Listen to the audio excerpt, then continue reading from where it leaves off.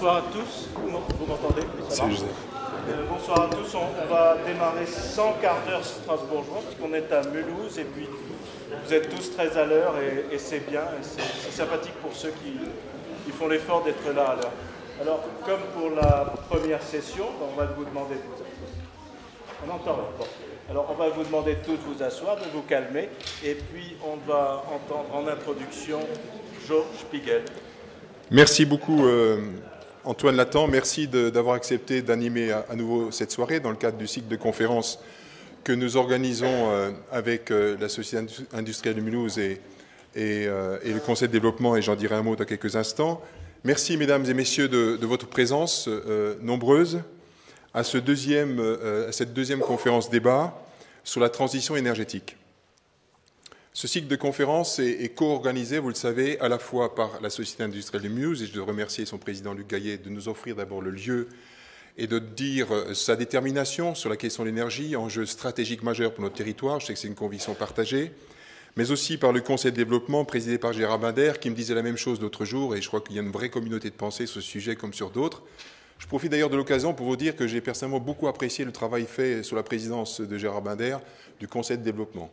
Autant nous partageons les finalités du président Richert depuis très longtemps, autant je pense que, comme pour la transition énergétique, quand on change de paradigme sur l'organisation institutionnelle, il faut faire plus de démocratie et plus en amont. Et je pense que le référendum devrait être le fruit naturellement porté à l'issue d'un débat. Et je pense qu'il y aurait plus de poids d'avoir associé les habitants depuis très longtemps à cette question pour éviter cette perception qu'ont les habitants dans une période où le fossé est très fort entre les représentants et les représentés, de dire que c'est une affaire d'élus, entre élus, par les élus, pour les élus. Et ça pose, je l'ai dit à Philippe, ça peut être un peu le problème de mobilisation, de manque de mobilisation sur un enjeu majeur, qui est d'ailleurs totalement lié à la question comment on peut réussir ensemble la transition énergétique. C'est complètement lié. Il n'y aura pas d'organisation possible de transition énergétique réussie sans une autre organisation des pouvoirs locaux.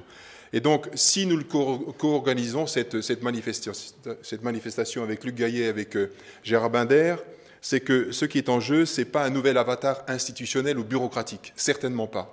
C'est la capacité ensemble de mobiliser le territoire. Un territoire qui a décidé depuis longtemps de se donner du temps de la pensée, de la réflexion, de l'échange, qui se donne le temps et l'audace du débat. N'ayons pas peur du débat, n'ayons pas peur des désaccords. Nous sommes capables, entre humains, de construire derrière des accords. Ensuite, qui n'a pas peur, dans une démocratie plus exigeante encore, d'élaborer les choses ensemble, de coproduire ensemble. Enfin, dans une démocratie exigeante, de considérer que l'implication n'est pas seulement ceux des délégués démocratiques, pas seulement des acteurs économiques et sociaux, mais aussi des habitants. Et on est donc là dans une sorte de grammaire démocratique qui me paraît essentielle parce qu'elle est exigeante pour changer de paradigme. Parce qu'en réalité, c'est ça. Comment changer d'une logique qui avait du sens après la guerre, d'une logique, je le dis devant les énergéticiens ici présents, qui avait du sens, qui était une logique centralisée, une logique de production, pour ne pas dire de productivisme, une logique assez verticale vers une logique désormais décentralisée, horizontale, systémique, qui permet de fertiliser les trois piliers de l'association Négawatt, dont va parler Gilles Lara dans quelques instants. Je veux parler de la sobriété, de l'efficacité et de la substitution énergétique dans une capacité de fertiliser les trois choses. Je veux vous dire que la conférence environnementale organisée par le gouvernement est en train de réfléchir sur l'architecture du débat en France. Et j'ai la chance de participer à cette conférence environnementale, notamment sur le groupe gouvernance.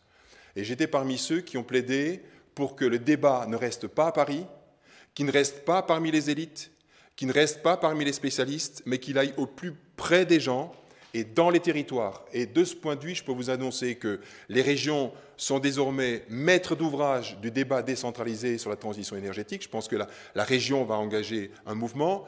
Je suis fier de vous dire ensemble que nous n'avons pas attendu ce débat national ni régional. Le territoire s'est organisé, s'est mobilisé depuis 2006, mais aussi très récemment sur la question de l'énergie depuis quelques semaines. D'abord, à travers ce cycle de conférences. C'est le point de départ, c'est la base d'une étape très importante. Comment réussir la substitution énergétique? Et donc, ce cycle de conférences nous permettra d'échanger ensemble.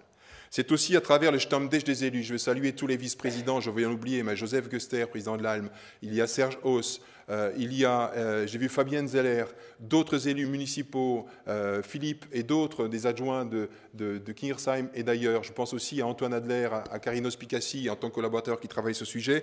Sachez que nous essayons de comprendre, parce qu'il y a vraiment un problème de complexité, de voir comment on peut agir ensemble. Je pense aussi que cette démarche va prendre une nouvelle importance avec la réactualisation du conseil participatif. Je le dis ici à Antoine et à Carino, on a intérêt, comme on l'a fait pour lancer le plan climat-énergie territorial, à ce que l'ensemble des acteurs de plein pied, les énergéticiens, les entreprises, les acteurs, les élus, les collaborateurs, puissent échanger et qu'on ne reste pas dans l'entre-soi sur un sujet qui est éminemment difficile et qui demande la mobilisation de tous. Et puis, cette mobilisation existe aussi, je veux le dire ici, avec des jeunes entrepreneurs qui sont dans la salle, qui sont des gens audacieux, qui, à l'instar des capitaines d'industrie, ont considéré que c'est un sujet important, pas contre les énergéticiens, pas contre, mais de voir comment, localement, on peut prendre des initiatives économiques dans le cadre de l'économie verte et avancer. Je le dis ici parce que c'est vraiment un sujet qui est partagé et je tiens à saluer toutes ces femmes et ces hommes, d'ailleurs de nouvelles générations qui considèrent que l'énergie est un enjeu central sur le plan environnemental mais aussi de stratégie territoriale. Si nous sommes mobilisés dans nos territoires depuis le lancement du plan climat-énergie territorial, c'est que nous avons une conviction forte. Et c'est d'ailleurs pas assez développé dans l'acte 3 de la décentralisation. On parle souvent de la région, au département, etc. On sous-estime les territoires vécus, ceux qui ont du sens pour les habitants. Et nous pensons vraiment que notre conviction, c'est que les changements durables, il faut qu'ils soient pertinents, il faut qu'ils soient vraiment des changements, il faut qu'ils soient durables. Ça se fait dans nos territoires. Pourquoi ? Parce que ça va se faire pour les gens, au plus près des gens, et avec les gens et avec les acteurs. Changement de comportement pour diminuer les besoins de consommation. Changement de process pour augmenter l'efficacité énergétique. Changement de production et de diffusion au plus près sur le circuit court. Et donc nous sommes là dans la triptyque dont on va parler tout à l'heure, sobriété, efficacité et substitution. Je veux dire un mot à Gilles Lara, que je veux remercier et que j'ai entendu l'autre jour à Célestat dans un très beau débat organisé par Europe Écologie avec d'autres acteurs sur la transition énergétique, qui va nous parler du scénario Négawatt et de l'association qu'il va présenter. Et je peux vous dire que j'ai rarement lu, parce que j'ai lu l'ensemble du bouquin, quelque chose d'aussi bien construit, d'aussi édifiant, en même temps d'aussi humain et d'aussi exigeant. Et je peux vous dire que ceux qui ont construit ce scénario ne sont pas des doux rêveurs, sont d'ailleurs des ingénieurs, pour beaucoup d'entre eux, qui ont travaillé, qui amènent des données qui sont incontestables, qui parient, et c'est vrai, et c'est un beau pari, sur le pouvoir d'agir des collectivités, des entrepreneurs, des habitants. Les Anglais parleraient d'empowerment, mais c'est bien ça l'idée de l'implication.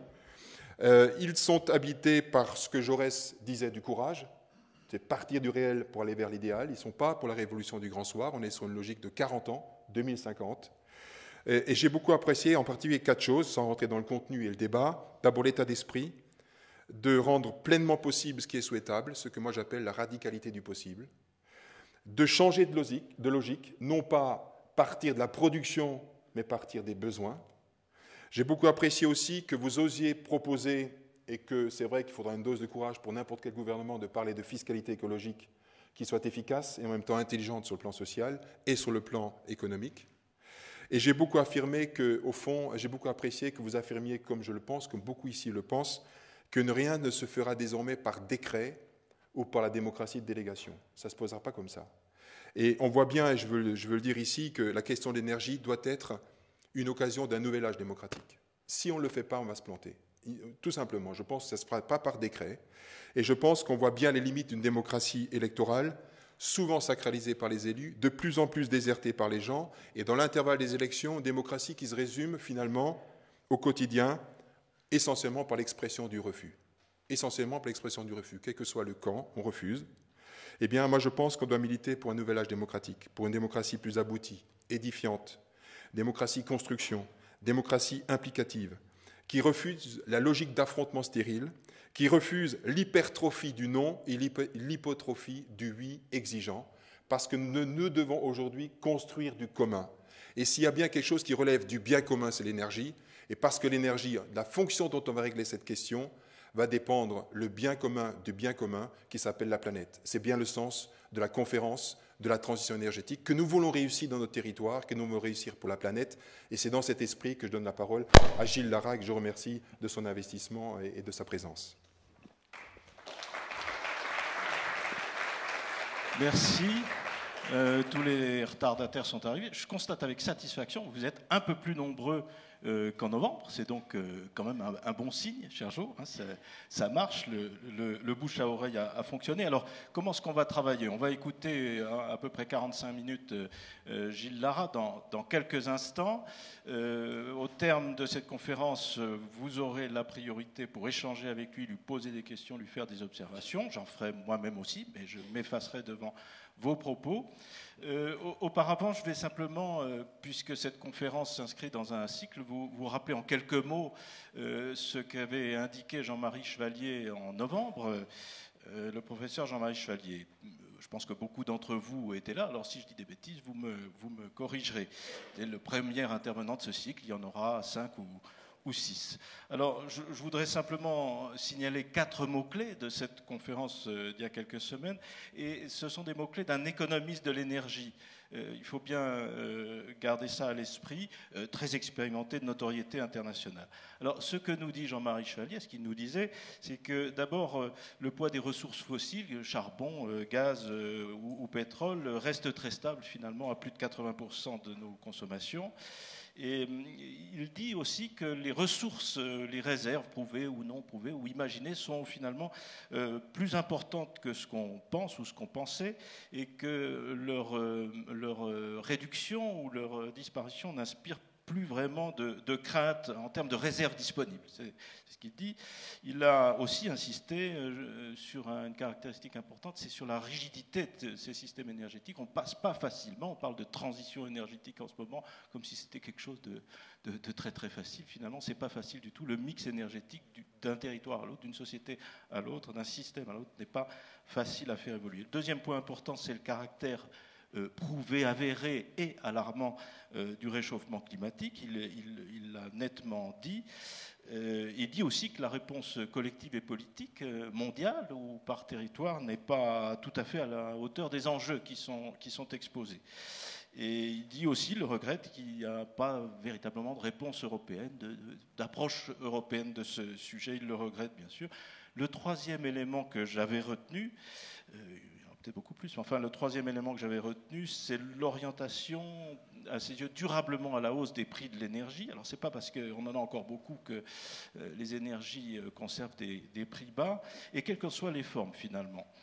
Et il le dit, et il nous le rappelle, qu'on est définitivement sorti de l'énergie bon marché, ou peut-être de l'illusion de l'énergie pas chère.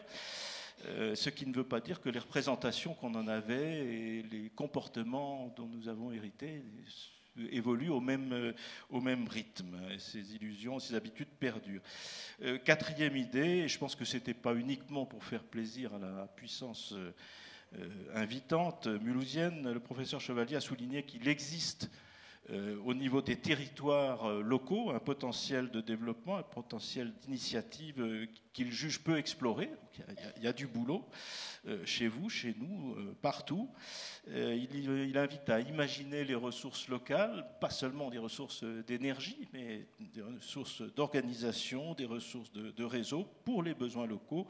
Et évidemment, et vous le comprenez très aisément, ça invite à repenser dans le même mouvement les réseaux, puisque l'énergie n'est rien si on ne la distribue pas, si on ne la gère pas. Voilà, rappeler à ma manière, en quelques mots, cette intervention de l'autre jour. Ce soir, nous allons écouter Gilles Lara. Il est directeur de l'association Alter Alsace Énergie, ou Alsace Alter Énergie, pardon, Alter Alsace Énergie, qui est en charge notamment de promouvoir ce qu'on appelle le scénario négawatt. Il va nous en parler à l'instant. Moi, je ne vais pas en parler du tout. C'est un concept en apparence connu. Négawatt, c'est une super marque. Hein. quand même, tout le monde s'en souvient. Les watts, on ne sait pas trop ce que c'est, mais négawatts, on se dit ça doit être quelque chose de... Il y a une commercialité politique assez extraordinaire. Alors, vous travaillez depuis 1994 dans l'association que vous dirigez. Alors, cette association, qu'est-ce que c'est?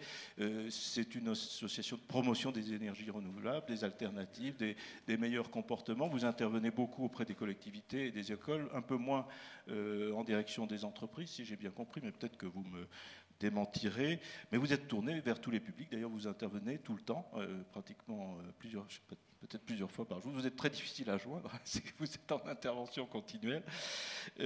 Donc, vous présentez la situation et surtout, ce qui est important, vous donnez des solutions, vous délivrez des solutions ou des pistes de solutions aux acteurs économiques locaux, qu'ils soient particuliers ou collectifs.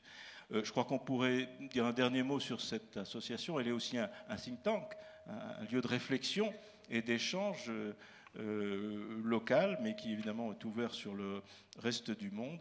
Et vous avez contribué à rédiger, à penser ce scénario négawatt que vous allez maintenant nous exposer et que nous allons après coup critiquer et décortiquer. C'est à vous, monsieur Lara. Merci beaucoup pour ces deux belles introductions. Donc j'ai le plaisir, donc Gilles Lara, j'ai le plaisir de vous présenter ce scénario négawatt à Mulhouse, ma ville natale. Donc c'est avec un double plaisir que je vais présenter ce scénario durant 45 minutes. Il va falloir m'arrêter parce que je pense que en général quand je commence, j'ai toujours une demi-heure déjà de retard. Donc voilà, le scénario négawatt, c'est une association qui a été créée en 2001. Et c'est à peu près 25 experts, donc des gens de terrain, des ingénieurs, qui ont décidé de réfléchir ensemble et de créer ce concept de négawatt. Et aujourd'hui, un scénario, c'est le deuxième.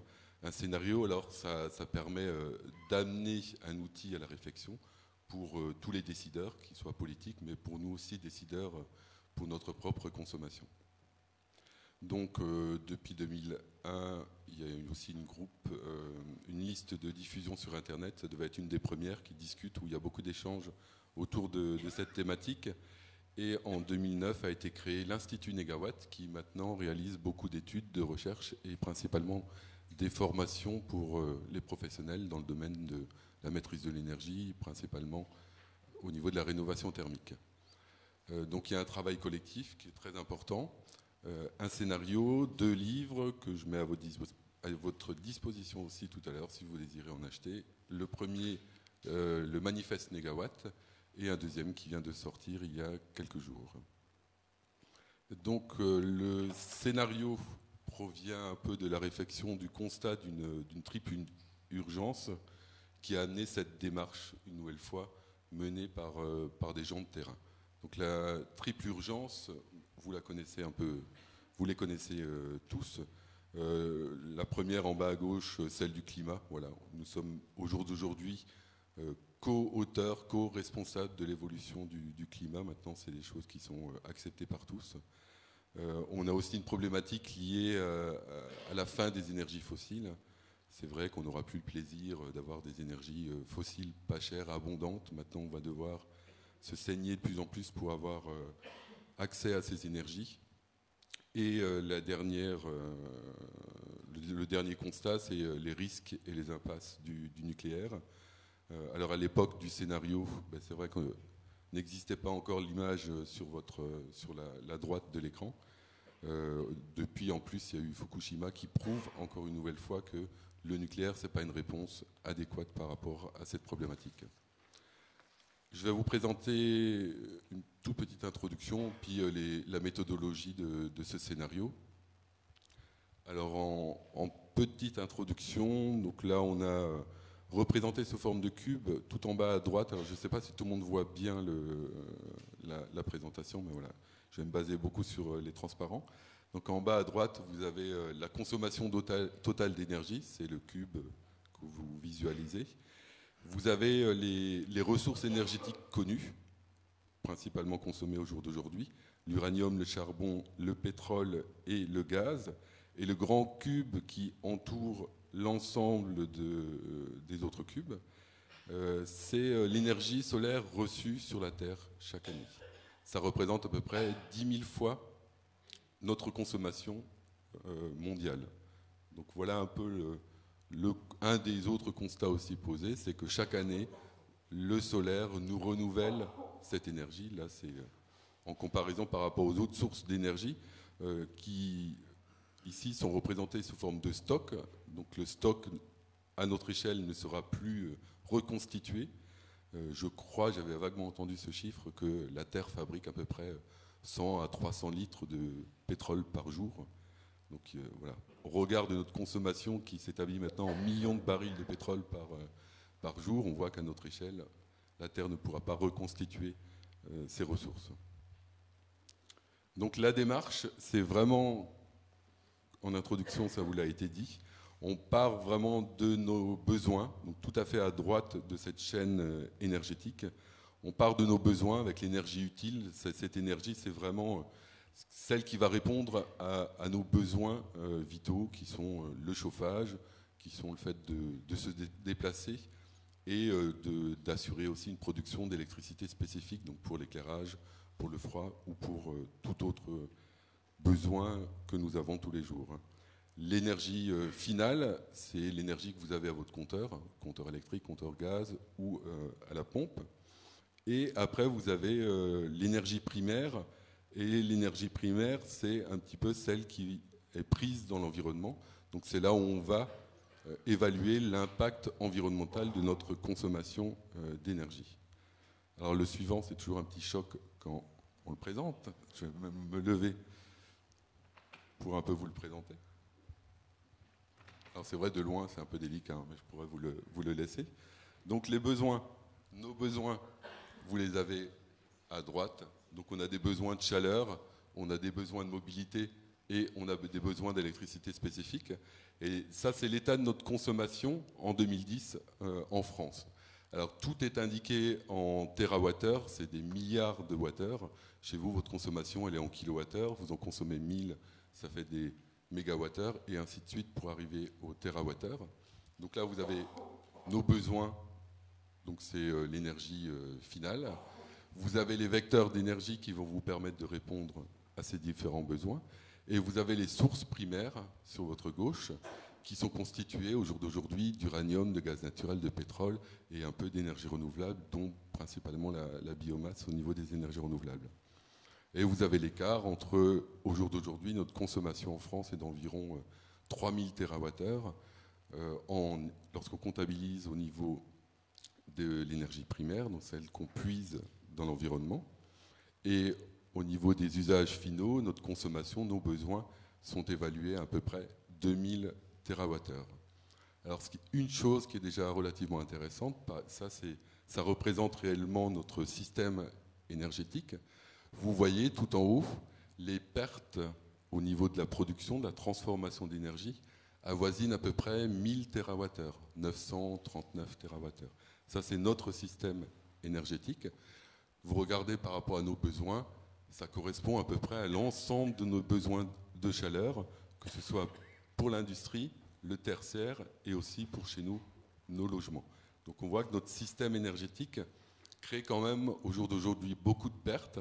Principalement, c'est suite à la transformation et à la production d'électricité. Lorsqu'on met une certaine quantité d'énergie pour produire de l'électricité, à l'époque, les hommes illustres qui aujourd'hui sont parmi nous au travers des tableaux qui sont au mur, ont découvert aussi ça, qu'il y avait des limites en termes de conversion d'énergie.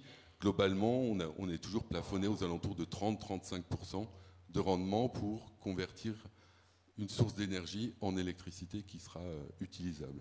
D'où les pertes relativement importantes au jour d'aujourd'hui.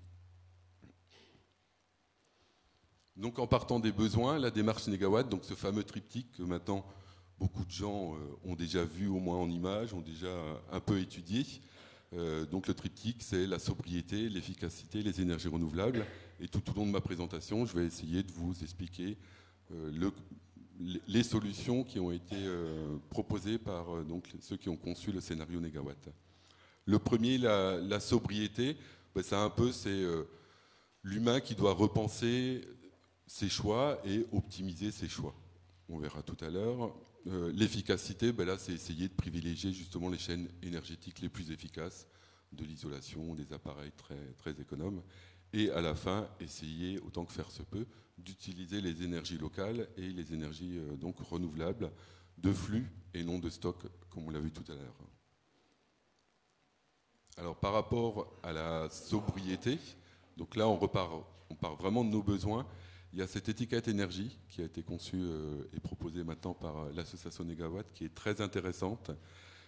Ça initie beaucoup de débats, on l'utilise de plus en plus, nous, dans les réunions que nous avons avec des enfants, avec des adultes, pour discuter de, voilà, au jour d'aujourd'hui, il faut être plus sobre, mais ça veut dire aussi qu'on peut prendre un petit carton, noter tous les gestes qu'on fait dans la journée, et qu'on peut essayer de les classer, entre tout en haut en vert, les besoins vitaux, donc ça pourrait être se chauffer, et tout en bas, le nuisible. Alors je vous en donne quelques-uns à l'appel que des gens ont déjà proposé. Ça peut être la fameuse fraise en barquette qui arrive au jour d'aujourd'hui en grande surface, la fraise de janvier-février qui nous donne tant de plaisir à vouloir la goûter. Il y en a qui la mettent dans les nuisibles. Ça peut être le 4x4 en ville, il y en a qui le mettent dans le nuisible. Ça peut être aussi beaucoup la voiture sur des trajets courts de moins d'1 kilomètre. Ou le dernier que j'ai entendu, on a fait ça avec des profs la semaine dernière, c'est la voiture qui reste allumée alors qu'on cherche son pain à la boulangerie. Voilà des nuisibles, il y en a d'autres qui pourraient rajouter le quad en forêt et ainsi de suite. Une nouvelle fois, je ne l'ai pas précisé tout à l'heure, les énergies de stock que nous avons au jour d'aujourd'hui, ça fait partie du patrimoine de l'humanité. On a l'impression qu'on participe à l'émerveillement de l'humanité à épuiser ce stock. Nous, on pense que voilà, ça fait partie du patrimoine. Il faut éviter de le gâcher et pour en laisser aux générations futures et non pas se dire, ben voilà, nous on l'a découvert, on aura le droit de participer à l'extinction de ce patrimoine. C'est quand même relativement triste. Donc voilà, ça c'est vraiment un débat que vous pouvez avoir avec vous-même, avoir au sein d'un groupe d'amis, au sein de votre famille, au sein d'une entreprise, au sein d'une collectivité. Si on reprend tous les gestes d'aujourd'hui et essayer de les classer, c'est relativement intéressant. Donc voilà, ça fera partie de la réflexion au niveau de la sobriété. Après, des exemples de sobriété, ben, on peut en avoir là. Hein. C'est vrai que des fois, on se trouve entre la jonction sobriété-ébriété. Voilà, c'est plus facile, on va sûrement plus vite en prenant les choses électriques. Qu'en passant au milieu, mais bon, là où ils vont, ça serait un petit peu plus logique de passer au milieu. On le voit, on a souvent des exemples un petit peu comme ça un peu partout.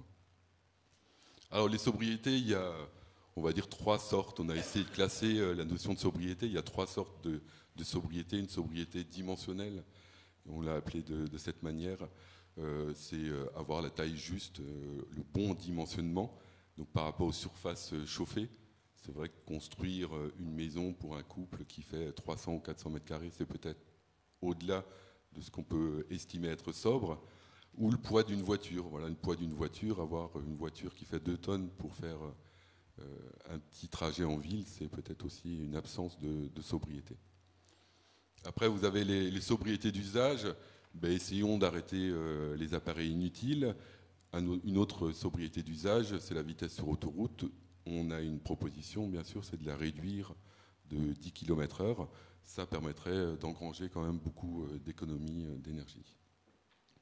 Et alors, il n'y a pas que des sobriétés individuelles. Hein.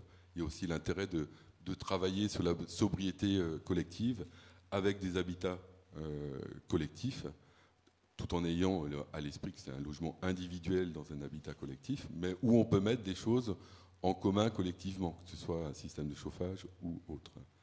Et les transports en commun, voilà, c'est aussi une sobriété non plus que individuelle, mais une sobriété collective. Alors, un nouvel exemple de sobriété ou d'ébriété, on voit là le vendeur de climatiseurs a bien fonctionné a priori. Après, l'efficacité. Donc là aussi, on a classé pour pouvoir en discuter sous forme de 4 typologies d'efficacité énergétique. La première qu'on commence au jour d'aujourd'hui un petit peu à aborder, c'est l'énergie grise, donc l'énergie nécessaire à la fabrication d'un vêtement, d'un ordinateur, d'un téléphone, d'un logement. Donc là, sur le logement, l'efficacité par rapport à l'énergie grise, ça pourrait être de construire avec du bois, une ressource locale. L'efficacité au niveau de l'énergie utile, donc au niveau de votre compteur, ça serait bien, toujours par rapport au logement, d'isoler autant que faire se peut de manière très performante votre logement. Au niveau de l'énergie finale, donc là c'est au niveau des rendements des appareils, essayez d'acheter toujours grâce à la fameuse étiquette énergie les appareils les plus performants, tout en limitant ainsi les pertes aussi au niveau du système global. Et au niveau de l'énergie primaire, donc celle tout à fait à gauche tout à l'heure que je vous ai présentée, celle qui va être prise dans l'environnement, avoir la conversion d'énergie, la récupération d'énergie la plus optimale. Un exemple, c'est la cogénération que vous connaissez tous, donc produire de l'électricité et récupérer la chaleur derrière. Lorsqu'on produit seulement de l'électricité, on a un rendement de 30%. Lorsqu'on récupère la chaleur sous forme de cogénération, le système global, on peut le passer à 60-70% de rendement. C'est un gain de 30 à 40 points, ce n'est pas négligeable. Donc une nouvelle fois, ce travail a été mené en partant des besoins. Donc il y a un énorme tableur qui travaille avec 2500, 3000, 4000 données, qui est ajusté continuellement. Ce n'est pas un travail qui est fini, chaque fois il l'ajuste en fonction de nouvelles données. Donc c'est vraiment une stratégie montante. On part des besoins, donc sur votre droite, de la chaleur, de la mobilité et de l'électricité spécifique, et on remonte pour voir avec quelle source d'énergie on peut produire tous ces besoins, tout en travaillant aussi sur l'équilibre du réseau électrique. C'est vrai que ce n'est pas la peine seulement de travailler en valeur absolue, dire qu'il faudrait mettre 1 million d'énergie renouvelable de ce type ou 20 000 de ce type. Non, il y a aussi l'équilibre du réseau, il faut qu'il y ait une cohérence technique sur la proposition. Donc voilà, le scénario, c'est des solutions, c'est une action en priorité sur la demande. On travaille bien sûr dans ce sens-là, d'abord la sobriété, après l'efficacité et après les énergies renouvelables, et en privilégiant les énergies de flux qui sont au jour d'aujourd'hui disponibles à peu près partout. Les solutions qui ont été utilisées pour élaborer ce scénario ne sont que des solutions matures. Ça va peut-être attrister certaines personnes, mais ce ne sont que des solutions qui existent au jour d'aujourd'hui. On n'a pas espéré trouver quelque chose qui va sauver notre système énergétique dans 20, 30 ou 40 ans. Non, c'est des solutions qui existent, qui ont été éprouvées, et donc on a juxtaposé pour atteindre le résultat que je vais vous présenter. Et donc avec l'idée vraiment du développement soutenable, c'est un peu cette trilogie qu'on peut retrouver. Alors il y a aussi des propositions pour mettre en œuvre, bien sûr, ce scénario. Vous pouvez les retrouver dans le document.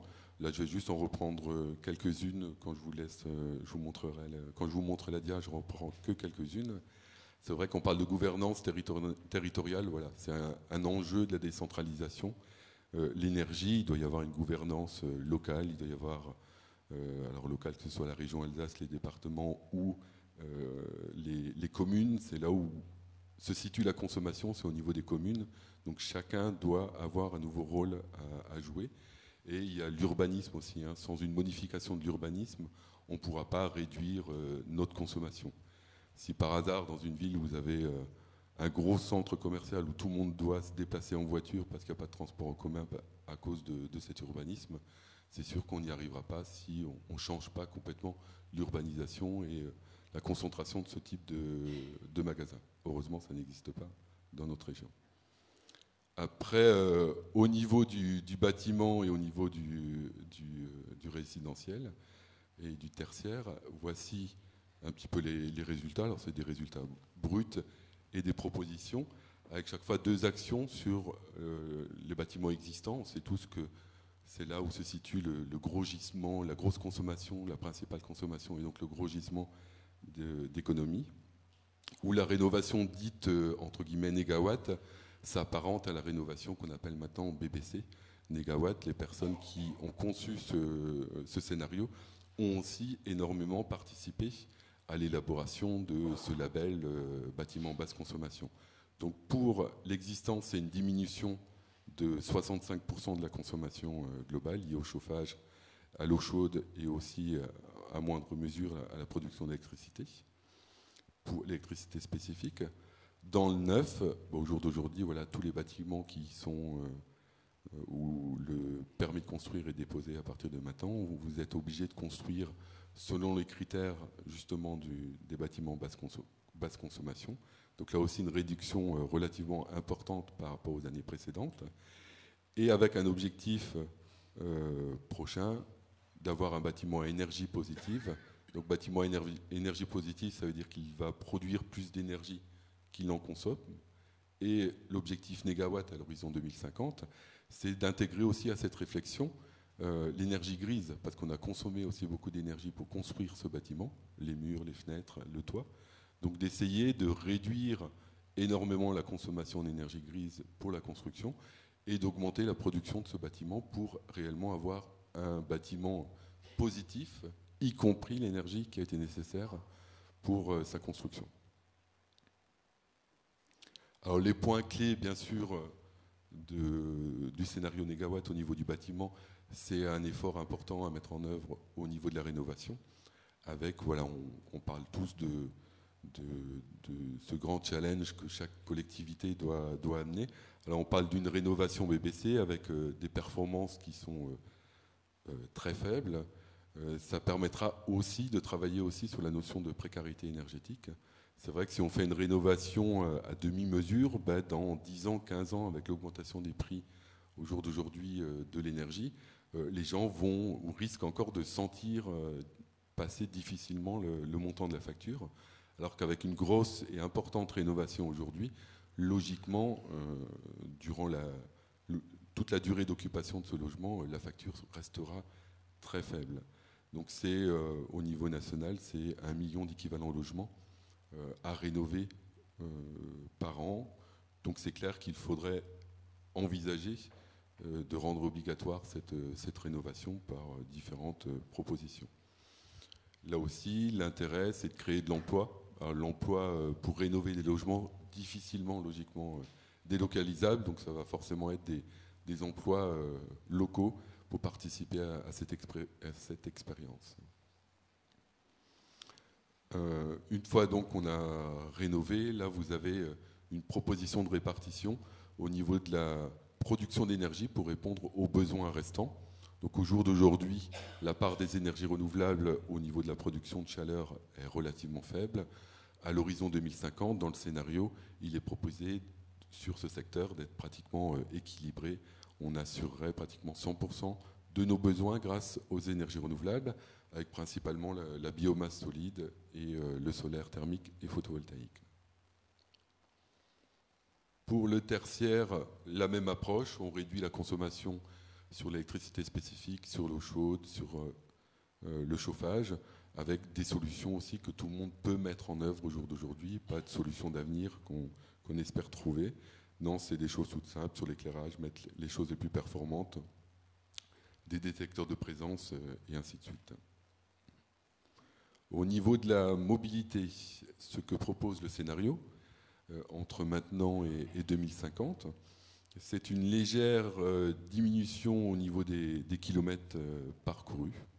Donc on passerait en moyenne de 19 000 à 15 200. Une forte baisse du secteur aérien, où là en moyenne, donc par habitant au jour d'aujourd'hui, on est aux environs de 4 400 km. On diminuerait à 1800 km, où là il y aurait une grosse part de sobriété énergétique, parce qu'on part du principe que tout déplacement à l'intérieur du pays de moins de 800 km ne se ferait plus en avion, mais se ferait en train, vu qu'a priori, on se dote d'un fort réseau de trains à grande vitesse. Donc ça, c'est une des bases du scénario. Le déplacement en transport en commun, donc là, on augmente, avec une augmentation du taux de remplissage. Là aussi, c'est la sobriété, le covoiturage. Une adaptation des véhicules à leur usage, on l'avait vu tout à l'heure avec certains véhicules qui n'ont peut-être plus rien à faire au centre-ville. Et un changement de combustible, ça c'est ce qu'on voit au jour d'aujourd'hui aussi s'opérer petit à petit. On part du principe qu'en zone urbaine, on part sur de l'électricité, ce qui permettrait de limiter aussi l'impact sur la pollution atmosphérique. Et en dehors de la zone urbaine, ça serait des voitures équipées d'un moteur gaz, enfin du combustible gaz.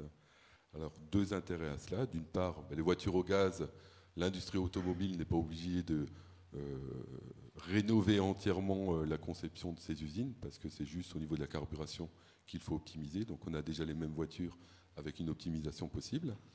Et le gaz, on peut le produire grâce aux énergies renouvelables. Donc, ça nous permettrait facilement grâce à la production d'énergie renouvelable, produire un carburant qui est simple d'utilisation. Et en plus, le gaz, les pompes à gaz sont à peu près partout, bien disséminées déjà sur l'ensemble du territoire, avec le réseau de gaz de ville, gaz naturel que vous avez au jour d'aujourd'hui, qui permet d'étendre et d'avoir des pompes à gaz pour les voitures à peu près partout. Donc voilà, ça c'est le scénario sur les transports. Là, vous voyez le résultat, une chute, bien sûr, assez importante de la consommation globale, avec une chute de l'essence et du gasoil qui est assez rapide, parce qu'on demande la mise en place assez rapide de la limitation de vitesse sur les autoroutes et d'une diminution aussi de 10 km/h en zone en dehors de la zone urbaine. Une augmentation de la consommation d'électricité pour les véhicules, où là aussi elle resterait relativement faible, parce qu'il y a un impact aussi sur l'équilibre des réseaux et de la production d'électricité. C'est pas tout dire que toutes les voitures passent à l'électricité, c'est quand même compliqué au niveau de la production. Et donc ça serait le gaz qu'on pourrait produire à l'aide d'énergie renouvelable, qui assurerait une bonne partie de nos besoins à l'horizon 2050. Donc les mesures sectorielles aussi sur cette partie, développer la sobriété énergétique avec l'étiquette énergie aussi sur les appareils pour voir baisser leur consommation, l'efficacité énergétique, on l'a vu tout à l'heure avec l'isolation, l'optimisation des usages de l'électricité et travailler aussi sur une redevance par rapport au transport. Sur le secteur de l'industrie, là pareil, la même démarche au niveau de la production, une réflexion au niveau de la sobriété, avec un impact très important de diminution de la consommation grâce à une augmentation du recyclage.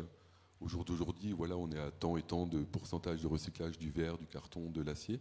Nous, on est juste parti du principe qu'il fallait augmenter, et dans certains cas, on peut augmenter de 20, 30 ou 40 points le recyclage des matières premières. C'est là où la consommation est très importante.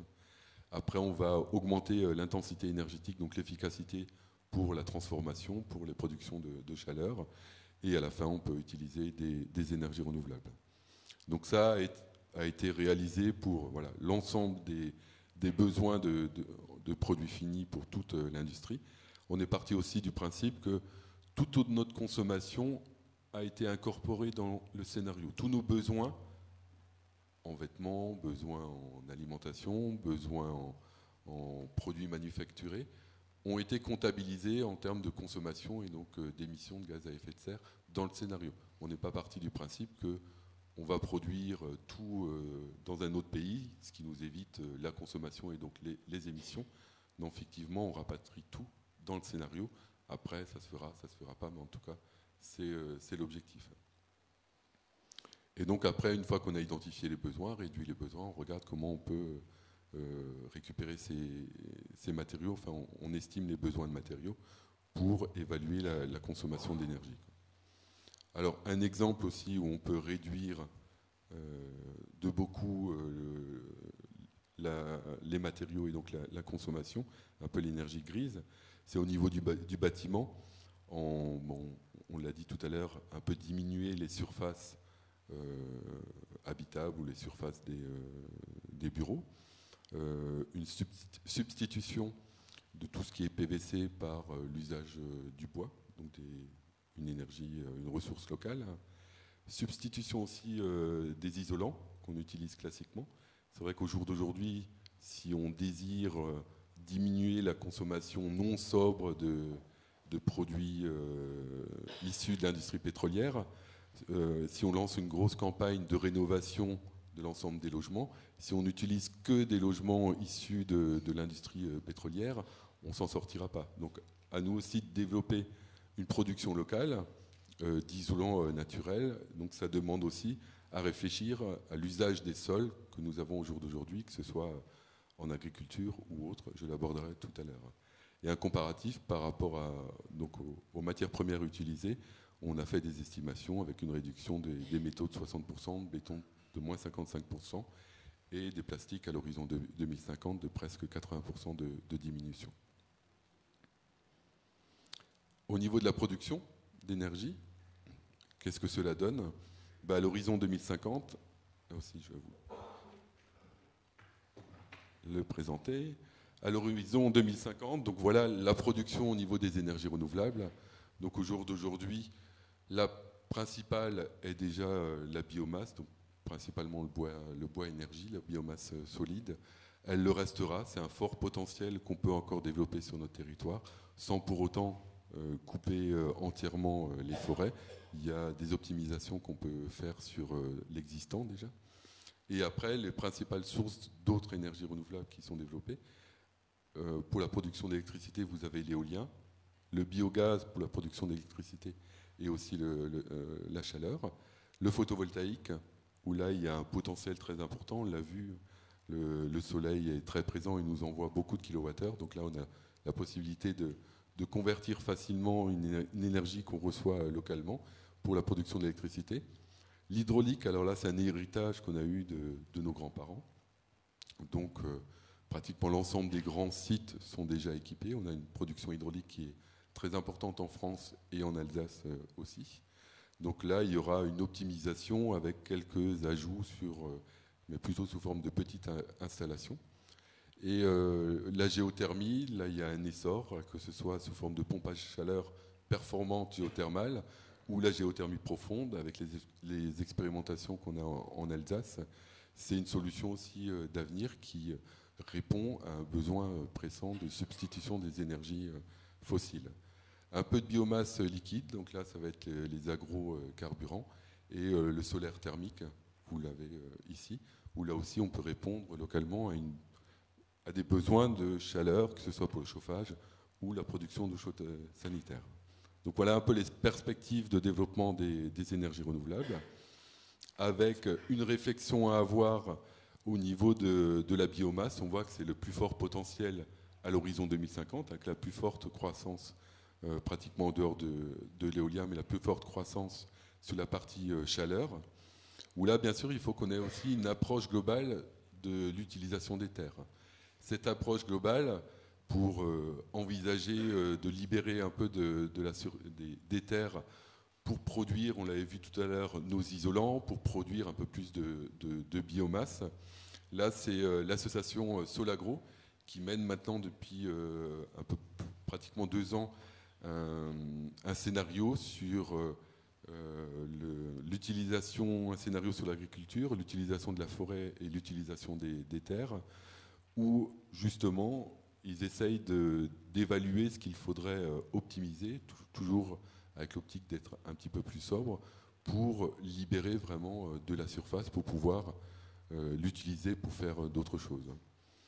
Alors bien sûr, une des solutions, enfin la solution proposée, c'est de changer aussi un peu notre alimentation. On le sait tous qu'on a une alimentation un petit peu trop basée au jour d'aujourd'hui sur les protéines animales. Donc voilà, ce n'est pas une révolution. Les chiffres, vous le voyez, on ne passe pas de notre état à un état de végétarien, point du tout. Par contre, on limite, on optimise. Ce scénario, il est mené aussi avec les chambres d'agriculture, il est mené aussi avec des personnes qui ont envie de participer parce qu'ils savent bien que ça répond aussi à une autre problématique qui est celle de l'alimentation et celle aussi de la santé. Les deux sont forcément liés. Donc grâce à cet apport de l'association Négawatt, il y a la possibilité, et la réflexion qu'elle a, la possibilité d'utiliser un petit peu plus de terre pour produire de l'énergie et des terres aussi pour produire de l'isolation. Donc grâce à cette disponibilité, on voit au niveau de la biomasse, on peut avoir l'augmentation du bois énergie. Les biocarburants, agrocarburants, on n'y touche pas forcément trop, vu qu'il y a un équilibre environnemental qui, au jour d'aujourd'hui, vous le savez un peu tous, à peu près tous, l'équilibre, on consomme quand même beaucoup d'énergie pour produire 1 litre d'agrocarburant. Donc on reste stable, mais on ne privilégie pas le développement de ce type d'industrie. Par contre, on part du principe aussi que des carburants pressés localement comme de l'huile, hein, ce qui a permis à Diesel de concevoir son moteur diesel, justement. Il a pressé de l'huile, c'était de l'énergie, et il a pu avoir un carburant de cette manière-là. Donc celle-ci peut être développée. Donc sur ces terres, on produit aussi beaucoup de biogaz. Et puis une des énergies renouvelables, c'est aussi une partie de nos déchets qu'on renouvelle chaque année. Alors ceux-là, je veux peut-être... voilà, c'est des exemples aussi au jour d'aujourd'hui où on en est. Sur le solaire thermique, on est à peu près à une moyenne nationale de 32 mètres carrés pour 1000 habitants. Et voilà, les objectifs chiffrés, c'est pratiquement 1 mètre carré par habitant au niveau du solaire thermique. Pour le bois et le biogaz, à l'horizon 2050, ils pourraient les deux couvrir 75% de nos besoins au niveau de la chaleur des logements. Et le reste, ça pourrait être fait avec le développement de la géothermie et aussi des pompes à chaleur. Pour l'électricité dans le scénario négawatt, donc on ne passerait pas de 4000 éoliennes à des millions et des millions. Donc au jour d'aujourd'hui, il y en a 4000 à peu près sur le territoire national. On ferait x4 à peu près le nombre d'éoliennes installées à l'horizon 2050. 4500 à peu près éoliennes en mer et beaucoup de capteurs solaires photovoltaïques installés principalement en milieu urbain sur les toitures existantes ou sur des terres qu'on aurait pu libérer ou des terres qui sont déjà un peu artificialisées et qu'on pourrait recouvrir de capteurs photovoltaïques. Et comme je vous l'ai dit tout à l'heure, l'électricité autre principale avec l'hydraulique, là c'est une légère augmentation au niveau de l'hydraulique vu que tout est déjà bien équipé. Donc ça on l'a vu et c'est vrai que ce qu'on demande aussi c'est un peu une sorte de programme cohérent de développement des énergies renouvelables. On a tous un peu connu le yo-yo par rapport au tarif d'achat du kilowattheure photovoltaïque. Il y a quand même pratiquement 10 000 emplois qui ont été détruits, on n'en parle pas beaucoup, mais qui ont été détruits au niveau des installateurs du photovoltaïque parce qu'il y a eu un arrêt brutal aussi du développement du photovoltaïque. Donc là, il faut qu'il y ait des programmes sur le long terme cohérents qui pour permettre à toutes ces énergies de mûrir et de se développer et d'atteindre une part de marché relativement intéressante. Alors par rapport à l'équilibre du réseau et des réseaux, on en a un petit peu parlé tout à l'heure en introduction. C'est vrai qu'une des composantes de la réussite de ce scénario, c'est de pouvoir bien jouer sur les réseaux. Alors, on a 2 réseaux très importants sur le territoire. C'est le réservoir de gaz naturel qu'on a au travers du réseau qui alimente l'ensemble de nos villes. Et vous avez aussi le réseau d'électricité. Au jour d'aujourd'hui, les collectivités locales, voire quiconque, a peu de manières d'optimiser ces réseaux. Et nous, on a utilisé vraiment dans ce scénario ces réseaux comme complémentaires par rapport à la politique qu'on veut mettre en place de développement des énergies renouvelables. À quoi nous sert ce réseau ? Justement à créer un équilibre entre l'offre et la demande. On sait bien quand on produit de l'électricité à l'aide d'énergies renouvelables, le problème c'est qu'il peut y avoir une variation due au climat. Quand il n'y a pas de soleil, on peut moins produire d'électricité grâce aux capteurs photovoltaïques, moins de vent, moins d'éoliennes qui fonctionnent, donc c'est logique. Donc l'idée c'est, d'une part, le réseau, il y a une interconnexion avec les voisins, donc on ne va pas couper cette interconnexion. Il y a des échanges relativement importants. Et après, l'électricité, grâce à un concept qui a été inventé en 1912, je crois, par un Français, qui a eu le prix Nobel un an, enfin en 1912, il a eu le prix Nobel pour son concept de méthanation. La méthanation, c'est l'utilisation du CO2 plus de l'hydrogène, et vous avez une production de méthane et d'eau avec un dégagement en plus de chaleur. Alors, ça a été créé il y a pratiquement donc maintenant un siècle. Pendant 90 ans, ça a été complètement oublié. Et c'est les Allemands, il y a quelques années, qui l'ont ressorti par miracle, parce qu'ils commencent déjà depuis longtemps à travailler sur un réseau 100% électrique alimentés par des énergies renouvelables.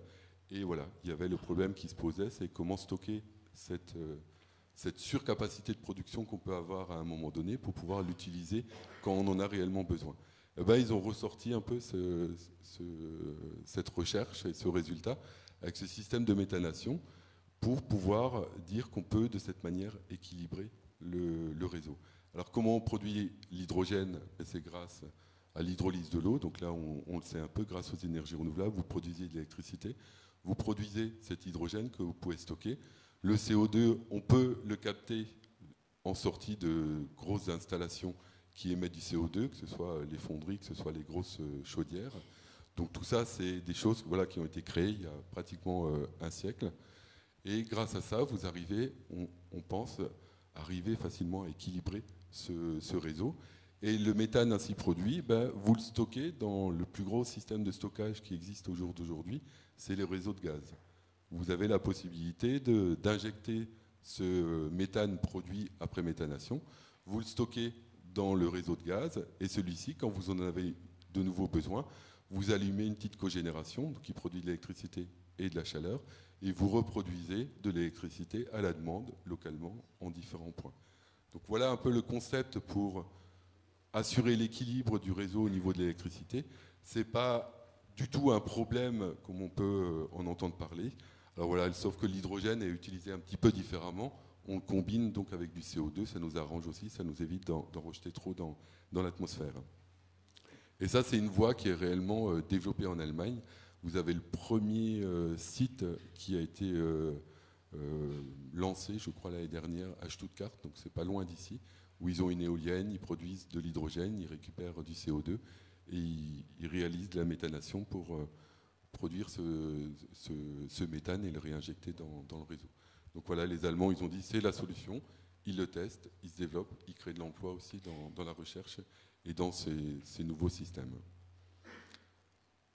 Alors le suivant, donc on parlait aussi de limiter les énergies fossiles. Et bien sûr, dans le scénario aussi, on limite l'usage du nucléaire pour l'abandonner à peu près aux alentours de 2035, si tout se passe bien comme on le désire, avec l'utilisation d'une centrale nucléaire durant 40 années à peu près, et au fur et à mesure, l'arrêt de toutes les centrales, avec en parallèle, bien sûr, le développement d'autres sources pour produire l'électricité. Alors à un moment donné, il y a une grosse chute, on les arrête un petit peu plus vite, parce qu'il y a des grosses usines qui produisent l'uranium pour alimenter le combustible, et c'est sûr qu'on ne va pas maintenir une usine pour 2 centrales, une usine qui peut assurer la production d'uranium pour l'ensemble du parc français, on ne va pas la maintenir pour 2 ou 3 centrales, donc à un moment donné, on décide d'arrêter tout de manière un petit peu plus brutale. Et voilà, c'est aussi une des composantes du scénario de Négawatt, d'arrêter le nucléaire et l'usage du nucléaire. Donc là, on voit le résultat au niveau des énergies fossiles, aussi une baisse. Chaque fois que vous avez l'augmentation des énergies renouvelables, vous avez aussi la baisse des différentes énergies fossiles, pétrole, gaz et charbon. Et à l'horizon 2050, on est pratiquement autonome à plus de 95% grâce aux énergies renouvelables au travers de ce scénario. Donc celui-là, bah, vous l'avez vu tout à l'heure, hein, c'est la partie, c'était l'année 2010 avec nos pratiquement 3000 TWh de consommation en énergie primaire, pratiquement 2000 TWh de consommation en usages finaux. Et ça, c'est la nouvelle vision de ce que pourrait être notre système énergétique à l'horizon 2050. Donc plus de 2000 TWh de consommation, mais on serait aux alentours de 850 TWh de consommation, avec toujours la sobriété et de l'efficacité d'au jour d'aujourd'hui, hein, sans rien trouver d'extraordinaire en plus. Avec la chaleur, on l'a pratiquement divisé par 2, mobilité aussi une grosse diminution, et l'électricité spécifique aussi en diminution. Et à gauche, vous avez les énergies renouvelables qui ont pris le dessus par rapport aux énergies fossiles et fissiles. On garde un petit peu de gaz naturel, un peu de pétrole, un peu de charbon. Ça, c'est une des propositions parce que le charbon permet d'assurer pour certaines industries c'est une énergie encore qu'on n'arrive pas à remplacer par rapport aux énergies renouvelables. Le pétrole pour les déplacements, parce qu'on part du principe que la plupart des voitures vont être équipées de gaz, mais il y a des zones qui sont très éloignées du réseau de gaz, donc on ne va pas imposer à tout le monde de faire 50 km pour faire son plein. Donc on préfère partir du principe aussi que les zones très éloignées ou trop éloignées du réseau de gaz resteront avec un système classique et des voitures fonctionnant à l'essence classique, et le gaz naturel pour équilibrer aussi l'ensemble du système. En termes de résultats, au niveau du CO2, donc là, au jour d'aujourd'hui, en France, on est à environ 400 millions de tonnes de CO2. Le scénario négawatt, avec ses calculs, donc le résultat, on arrive à une réduction, une diminution par 16 de nos émissions de CO2 à l'horizon 2050 par rapport à nos émissions d'aujourd'hui. L'objectif, ça serait de faire un facteur 4 annoncé, ça c'est l'objectif du Grenelle, le facteur 4. Donc là, cette solution technique amène à un facteur 16. Alors le coût de cette transition, alors on amène plutôt pas forcément un chiffrage parce qu'on n'a pas envie de le vendre, on sait qu'on aura du mal à trouver un acheteur, mais on amène plutôt des éléments de réflexion. C'est le premier. On a aussi fait un travail, enfin les scénaristes ont fait un travail aussi au niveau de l'emploi. À gauche, vous avez les créations d'emplois qui pourraient être effectuées. Donc tout en bas, c'est environ 300 000 emplois au niveau des différentes filières d'énergie renouvelable. En Allemagne, on est à peu près à ce niveau-là au jour d'aujourd'hui. Et environ 500 000, 560 000 emplois créés dans l'efficacité énergétique. Plus des emplois induits, parce que c'est vrai que si votre facture d'énergie diminue, ben, vous avez de l'argent que vous allez pouvoir dépenser pour d'autres activités. Donc ça, c'est les emplois induits qu'on a estimés à environ 48 000.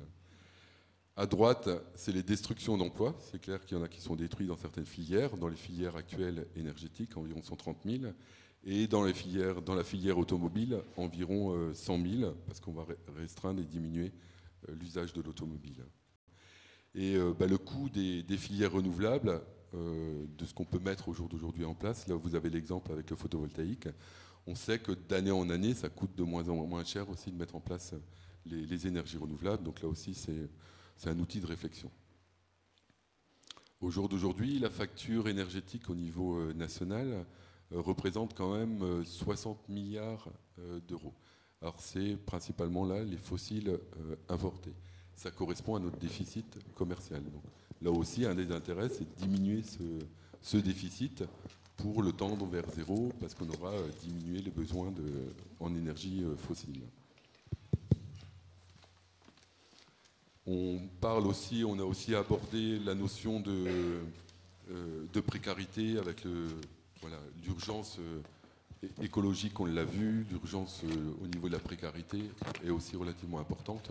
Donc il y a aussi des propositions à ce niveau-là de bonus-malus pour éviter que les gens qui vont avoir de plus en plus de difficultés à payer ces factures soient contraints de s'abstenir de chauffage. Là, c'est aussi une sorte de sobriété, mais celle-là, elle est imposée, elle n'est pas réellement voulue. Donc voilà, c'est un petit peu la conclusion qu'on va mener. Je ne sais pas si je suis dans les temps. Presque, à peu près. Voilà. C'est très bien. Donc voilà, nous, ce qu'on amène comme discussion, c'est vraiment le scénario un peu de la transition énergétique. Une approche plutôt centrée sur nos besoins, plutôt qu'une approche centrée, comme on a toujours eu, qui a répondu à une demande à un certain moment sur l'offre. On travaille plutôt avec les énergies de flux que les énergies de stock. On ne travaille que sur des solutions qu'on connaît au jour d'aujourd'hui et pas sur une bonne surprise qu'on pourrait espérer trouver dans 10-15 ans, comme d'autres espèrent la trouver. Et c'est vraiment un investissement pour l'avenir et la résilience par rapport aux crises énergétiques. C'est vraiment le chemin de non-regret, comme certains l'ont appelé. On parle d'énergie, mais je pense que le scénario négawatt, c'est aussi notre énergie qu'il faut mettre en œuvre. Et le scénario négawatt, c'est tout à chacun qui participe. Voilà. Si on n'a que 5% ou 10% de la population qui participe, le scénario négawatt ne peut pas exister. Donc d'où l'intérêt de ces échanges qu'on va pouvoir avoir maintenant. Merci beaucoup. Merci Gilles Lara. Vous êtes très applaudi en tout cas. Moi, je suis content parce que vous avez parlé pas trop vite. Les slides, je parle sous le contrôle de Brigitte Darandin. On pourra peut-être les rendre disponibles d'une manière ou d'une autre pour ceux qui s'intéressent. Parce qu'il y avait beaucoup de choses. Vous avez résumé ça. On se débrouillera pour les rendre disponibles. Alors maintenant, la parole est à vous. Il y a un micro qui peut circuler que tient Brigitte. Et alors, si vous êtes trop timide pour poser la première question, je m'en chargerai, mais je vérifie quand même. À force de vous croiser, vous êtes plus timide. Voilà, il y a un doigt qui se lève. Si vous voulez juste vous présenter peut-être, et puis en étant assez concis de manière à ce qu'on puisse prendre le maximum de... Claude Wolff, j'étais titulaire de chaire au CNAM. J'ai beaucoup apprécié votre étude parce qu'effectivement, cela dit, à part Nostradamus, il paraît que les prédictions à plus de 20 ans sont extrêmement douteuses, et celle de Nostradamus l'était également. Il y a une chose qui m'inquiète quand même beaucoup dans votre scénario, c'est une utilisation massive du bois. Et le bois, il ne se renouvelle pas tellement. Hein, et on est actuellement assez malheureux, puisque effectivement, il y a des destructions de forêts. Bien sûr, on parle beaucoup de l'Amazonie, mais ça existe également en Alsace. Donc, je me demande si là, il n'y a pas un vrai problème au niveau de cette étude. Il y a aussi quelque chose que vous aviez, qui m'a un peu gêné. Quand vous avez parlé de l'habitat, vous avez dit que rénover à moitié, c'est...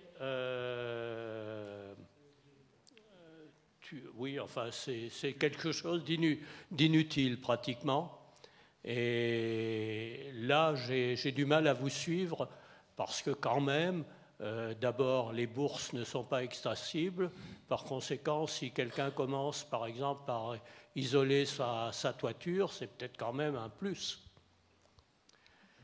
Voilà, vous n'avez pas parlé de la pile à combustible.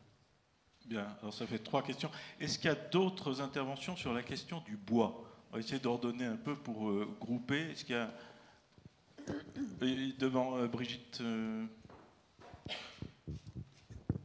Oui, Patrick Bérat. Je rejoins effectivement sur le bois avec un deuxième impact qui est la capture carbone. Aujourd'hui, on sait qu'il n'y a pratiquement qu'un seul outil efficace pour capturer le carbone, c'est le bois.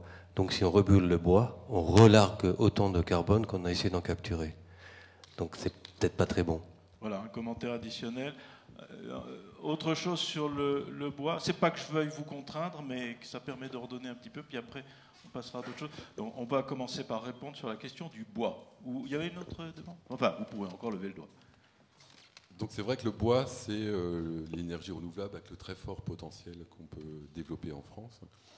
Différentes approches. Au jour d'aujourd'hui, le bois consommé dans 90% des cas est mal consommé, parce qu'on l'utilise, parce qu'on est dans certains cas, on est un petit peu sentimental, donc on garde le poêle de sa grand-mère, parce qu'on a envie encore de l'avoir, et on l'utilise encore des vieux systèmes de ce genre-là, donc avec des rendements qui sont très mauvais. Donc là, on part du principe... Mal brûlé, il paraît que ça fait une poussière infernale. Si vous avez un vieux poêle, ou imaginez-vous avec l'insert au bout de 3 minutes où la vitre est noircie, la vitre n'est pas un filtre. A priori, ce qui va sortir au niveau de la cheminée correspond à peu près à ce que vous avez pu capter au niveau de l'insert. Et là, c'est des rendements de 20, 30 ou 40%. Donc là, déjà, on essaye d'améliorer les rendements d'utilisation du bois énergie. Donc en termes de nombre d'utilisateurs, on peut doubler, voire tripler si on isole en plus les habitations. Alors c'est vrai que le bois énergie, ça fait partie vraiment de la biomasse et de la réflexion que mène l'association Solagro avec le monde agricole, avec l'ONF, pour estimer réellement le potentiel qu'on pourrait utiliser en plus, sans détruire bien sûr notre patrimoine forestier, sans faire des coupes blanches sous prétexte on va utiliser plus de bois, mais en essayant de libérer des terres qui au jour d'aujourd'hui sont peut-être mal utilisées d'un point de vue agricole, pour produire aussi de la biomasse. Donc il y a aussi des systèmes à rotation rapide où on pourrait récolter... Pas uniquement du bois, au sens traditionnel. Oui, c'est vraiment de la biomasse. Là, on parle de biomasse, c'est pas forcément l'augmentation, c'est vraiment sous forme de biomasse. Ce n'est pas que le bois d'arbre. Après, il y aura peut-être des usages aussi qui, au jour d'aujourd'hui, du bois qui sont utilisés pour l'industrie, qu'on pourrait transférer vers le bois énergie. Il paraît qu'on a besoin de moins de papier. Deuxième question sur la rénovation et la nécessité de procéder par étapes pour des budgets qui ne sont pas extensibles, comme soulignait monsieur. Est-ce qu'il y a là-dessus, sur cette question rénovation, d'autres interventions complémentaires ou d'autres interrogations sur le même thème? J'ai décidé de faire ça à l'allemande, un zum Thema. Voilà, monsieur. Oui. Sur le sujet rénovation. Hein. Oui, et quand on a fabriqué en BBC pour passer en bâtiment à énergie active, est-ce qu'il faut encore tout transformer ou pas?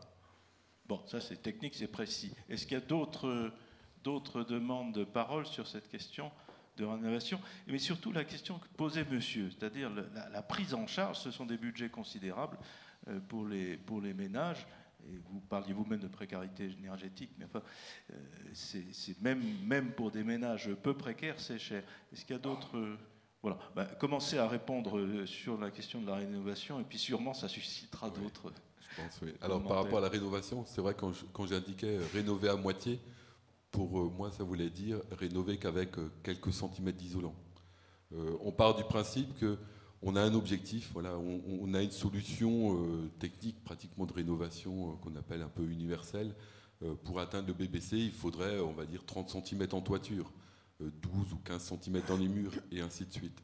Donc rénover en partie, si vous mettez 30 cm en toiture aujourd'hui, ça fait partie d'une rénovation BBC qui, à l'horizon 2050, participera réellement à l'effort demandé au niveau du logement. Par contre, si vous ne mettez que 15 cm ou 20 cm d'isolant en toiture, là, on part du principe que c'est un potentiel qui est perdu. Parce qu'on ne va jamais rajouter, on ne va jamais faire 2 fois l'isolation. Si vous mettez que 7 cm dans les murs, vous n'allez jamais rajouter encore 5 ou 10 cm dans 10 ans parce que vous avez envie, ça serait beaucoup trop compliqué. Alors après, c'est vrai qu'il nous faut de l'ingénierie financière par rapport à ces rénovations. Il y a des gens qui peuvent, parce qu'ils ont déjà amorti l'achat de leur logement, donc ils pourraient réinvestir dans la rénovation de leur logement. Ce qu'on propose là, c'est quand il y a une cession du logement, qu'il y ait une rénovation type BBC qui soit effectuée à la charge de l'acheteur ou du vendeur, à voir comment ça peut être mené, et aussi des outils financiers qui soient développés pour permettre à des gens qui n'ont pas la possibilité financière de pouvoir réaliser ces travaux.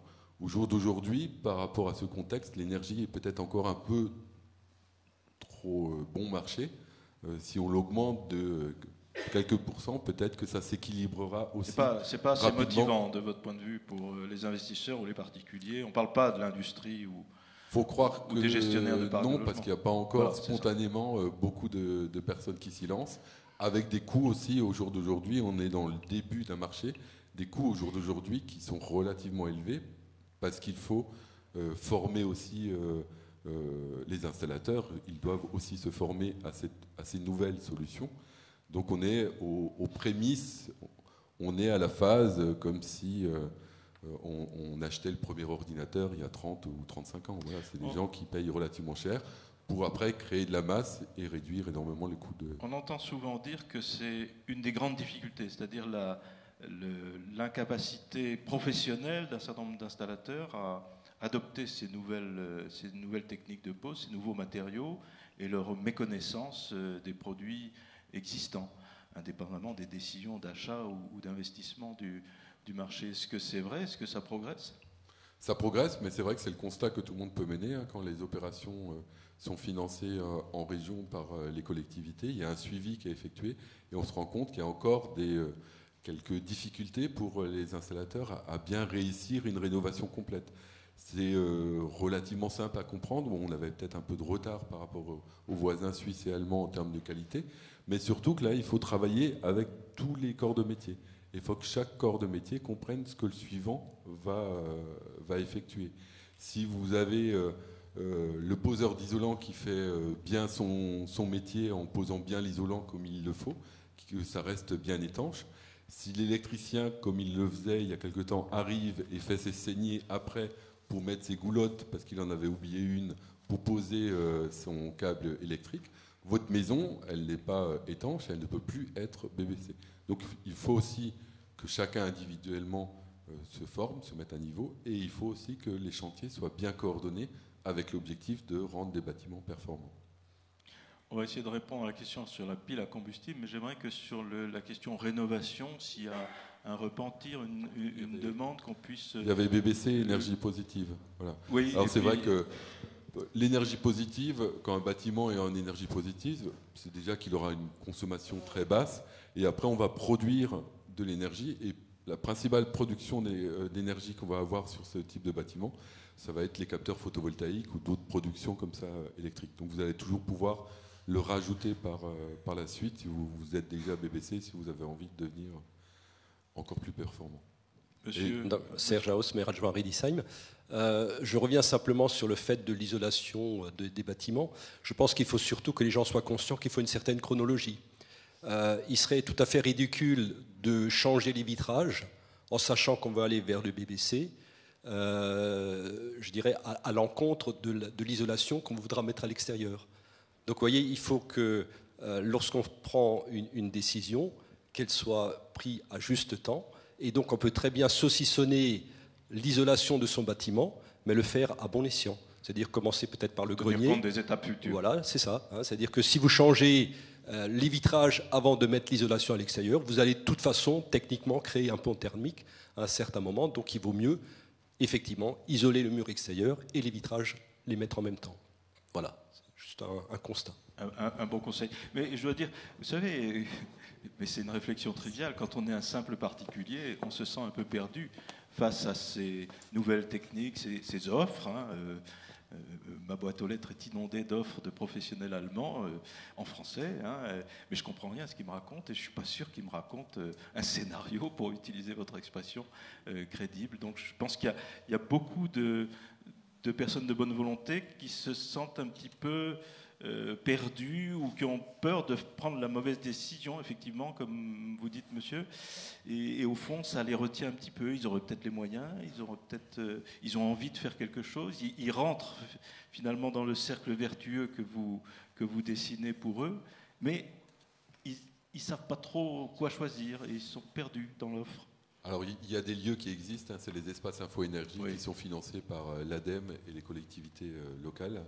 Donc les espaces info-énergie, donc il y en a sur le territoire de la M2A, nous-mêmes nous sommes installés à Lutterbach, il y en a environ une quinzaine sur le territoire alsacien, sont là pour vous transmettre justement une information déconnectée d'une offre commerciale et peuvent vous accueillir gratuitement pour vous accompagner dans votre réflexion autour de la thématique logement, bâtiment, mais aussi, pourquoi pas transport ou éco-consommation, enfin vraiment...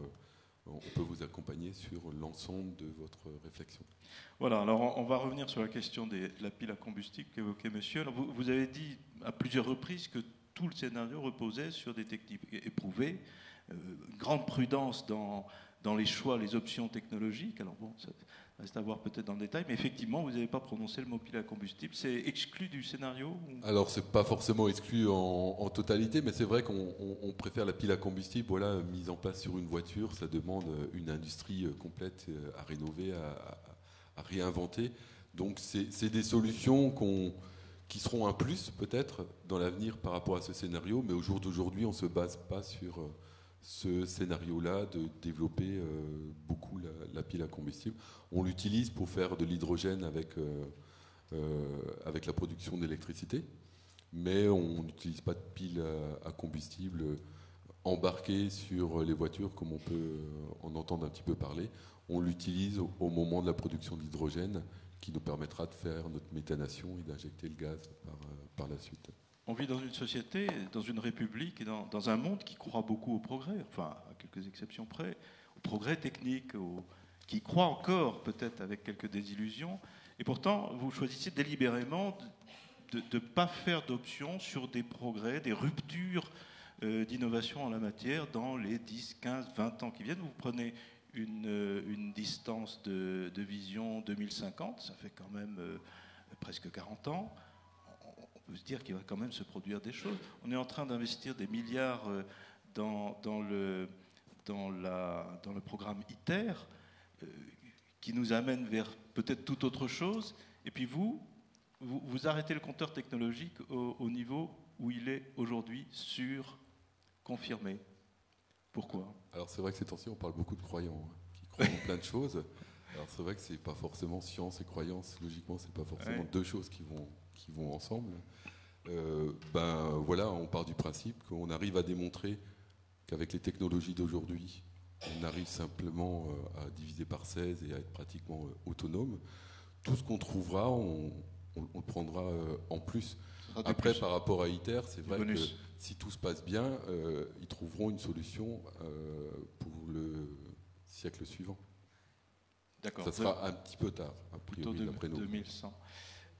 Moi j'ai plein d'autres questions, mais je veux privilégier celle du public, donc il faut que je me tourne un tout petit peu. Voilà, il y a deux mains qui se lèvent, monsieur là et monsieur là. C'est très bien. Pierre Béovardi de la Mutuelle Générale de l'Éducation nationale. On quitte la rénovation pour être dans le neuf. Vous avez parlé des bâtiments à énergie positive. Alors, dans l'absolu, c'est ce qu'il faut faire, puisque les maisons à énergie positive rapportent plus qu'elles ne consomment. Mais ma question, c'est quel est le surcoût alors d'une maison à construction à énergie positive, et est-ce qu'elle sera accessible à la plupart donc, des citoyens ? Je profite pour faire une observation. Vous avez parlé tout à l'heure qu'il fallait réduire le nombre de kilomètres parcourus. Et de l'autre côté, avec le transport en avion à l'heure actuelle, le coût est parfois très inférieur donc, au train. Donc nous sommes devant deux logiques. D'un côté, il faut respecter donc, l'environnement, et de l'autre côté, il y a l'aspect économique. Voilà, surtout que récemment, Air France a créé donc, une compagnie low cost. Voilà, deux champs très différents. On va rester sur le bâtiment. Est-ce que la question du monsieur tenait au bâtiment ou à la mobilité ? Non, principalement sur l'énergie. Sur l'énergie en général ? Allez-y, et puis on va grouper. Donc Sylvain Bouillot, je suis représentant CFE-CGC à la centrale nucléaire de Fessenheim. Oui. Je voudrais simplement dire qu'on se rejoint sur la partie sobriété. Par contre, je voulais apporter quelques éléments de contradiction très simples. En fait, en prenant l'exemple de nos voisins et collègues allemands, qui en fait ont planifié un plan de sortie du nucléaire, qui se transforme aujourd'hui par la mise en place de 23 tranches lignite. Et donc, par rapport à ça, je voulais vous renvoyer l'argumentaire et savoir un peu ce que vous en pensiez. Par rapport aux énergies renouvelables, donc on partage la mise en place de ces énergies renouvelables. Par contre, je voudrais vous renvoyer quelques éléments. J'ai différents argumentaires qui sortent du rapport IED, en fait, qui a été réalisé par un cabinet indépendant, qui explique la chose suivante. En fait, c'est que vis-à-vis des énergies renouvelables, l'éolien en fait a une disponibilité à hauteur de 20% sur la production annuelle, et qui passe à 10-12% sur le photovoltaïque. Donc ce qui se passe aujourd'hui en France, c'est que pour pallier à cette problématique, on installe des tranches combinées gaz ou au charbon. Donc on revient un peu à ce que la France a connu dans les années 60, et donc avec des coûts de production qui sont relativement importants. D'ailleurs, j'ai quelques coûts en fait, parce que derrière tout ça, ce sont les Français qui vont mettre la main à la poche. Le coût de l'arrêt de Fessenheim, si on le passe en fait vis-à-vis de la CCG Gaz, on est sur des hauteurs de 3,2 milliards d'euros, et ça monte à 5,9 milliards d'euros pour des énergies renouvelables. Sans compter que la transition, en partant sur des tranches en fait, thermiques, augmenterait en fait le facteur un facteur 4. Donc au niveau des émissions de CO2, on passerait de 1,5 à 4 milliards de tonnes par an. Donc aujourd'hui, je comprends votre positionnement, nous le comprenons bien. Par contre, dans les faits, nous n'avons pas aujourd'hui les moyens techniques en fait pour absorber ces moyens au niveau de production d'énergie renouvelable. Et une question, est-ce que c'est vraiment aujourd'hui que nous devons nous lancer maintenant dans cette transition énergétique, ou est-ce qu'on ne devrait pas passer par une phase de recherche un peu plus prononcée, de façon à au moins sécuriser nos approvisionnements, parce qu'aujourd'hui nous sommes en face d'une très grosse contrainte technique vis-à-vis du réseau de distribution, qui est d'ailleurs pour nous l'élément central de la transition énergétique, parce que quand vous avez des moyens intermittents qui fonctionnent que la journée, quand il y a du soleil, et que vous avez besoin de ces capacités en début de soirée, comment vous stockez? Aujourd'hui, les moyens de stockage ne sont pas connus. Et comment vous pouvez assurer la production du réseau? Voilà, ce sont quelques éléments. En tout cas, nous nous tenons disponibles pour les... Voilà. Merci de la contribution d'un vrai connaisseur. Voilà. Donc, on va prendre ces choses dans l'ordre. On va peut-être quand même répondre à la question de monsieur sur les low cost. Oui, non. Les bâtiments à énergie positive et leur surcoût. Alors, rapidement, là, on n'est peut-être pas obligé de développer trop. On prendra la mobilité après. Et avant, on prendra la question de monsieur. C'est vrai qu'on n'a pas forcément de chiffrage. Je n'ai pas un chiffrage à vous donner sur un bâtiment à énergie positive. On va dire, de toute manière, la production qu'on va rajouter, d'aujourd'hui, elle s'équilibre et vous pouvez l'amortir grâce au tarif d'achat, si c'est avec du photovoltaïque, grâce au tarif d'achat que vous avez actuellement disponible, vous pouvez amortir, ce qui va vous permettre de passer de consommateur à un bâtiment positif. Après, c'est vrai qu'il faudra atteindre un niveau de consommation, donc un niveau d'isolation un peu plus bas que celui du BBC au jour d'aujourd'hui. Alors, c'est vrai que là, je n'ai pas un chiffre à vous donner, j'ai juste une expérience, c'était les Suisses. Les Suisses, quand ils ont lancé, c'était une très bonne réflexion. Quand ils ont lancé leur label, qui n'est pas BBC, c'est un label qui s'appelle Minergie, avait indiqué que si le surcoût dépasse 7% de la construction, vous n'obtenez pas le label. Donc il faut peut-être travailler dans ce sens-là, en disant que c'est vrai qu'avec les opportunités d'un nouveau marché, on a aussi des coûts qui flambent vers le haut. Mais à un moment donné, on pourra aussi se fixer une fourchette en disant, ben voilà, un bâtiment X, ça doit entraîner, ou ça peut entraîner maxi, un surcoût de X%. Les expériences que moi j'ai en tête, chiffrées sur des bâtiments tertiaires, par exemple, pour faire un bâtiment BBC par rapport à un autre bâtiment, le surcoût était proche de 0.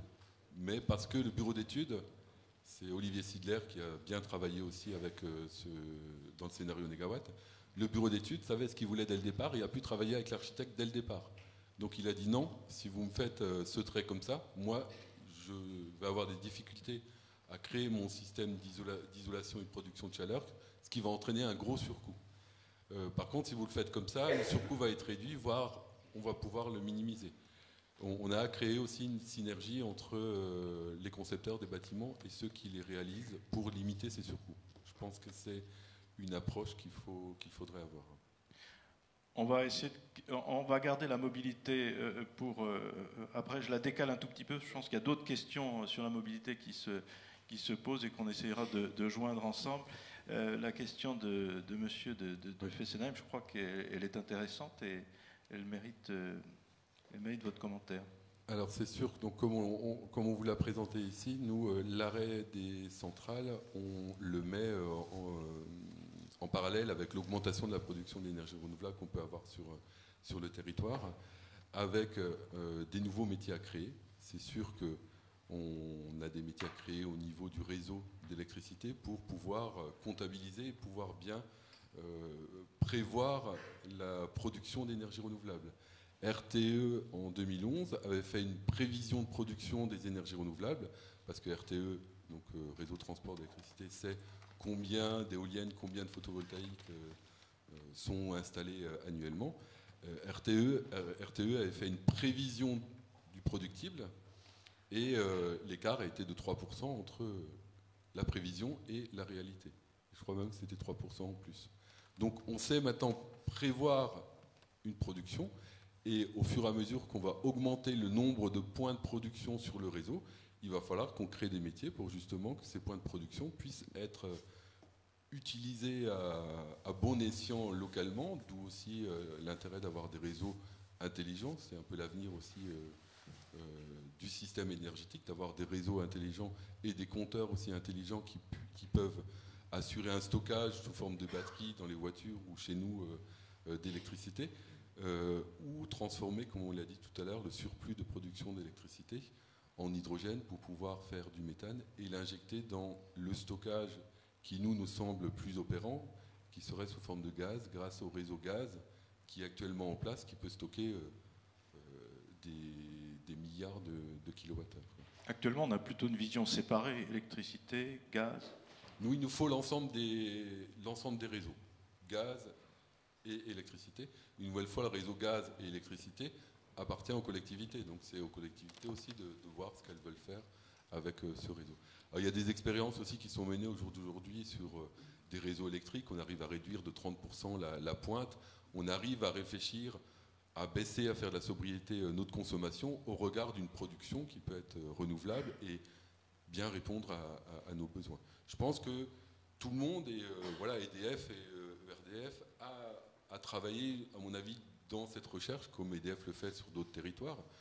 On n'est pas là à opposer tel ou tel type de réseau, mais il faut adapter le réseau si un scénario comme ça se réalise. La réflexion plus générale de monsieur qui disait bon, on va peut-être un peu vite dans ce projet de transition en n'ayant peut-être pas toutes les options technologiques sous la main et en créant peut-être des paradoxes énergétiques que vous signaliez. Est-ce que vous partagez cette idée ou est-ce qu'au contraire, pour vous, il faudrait accélérer, quoi?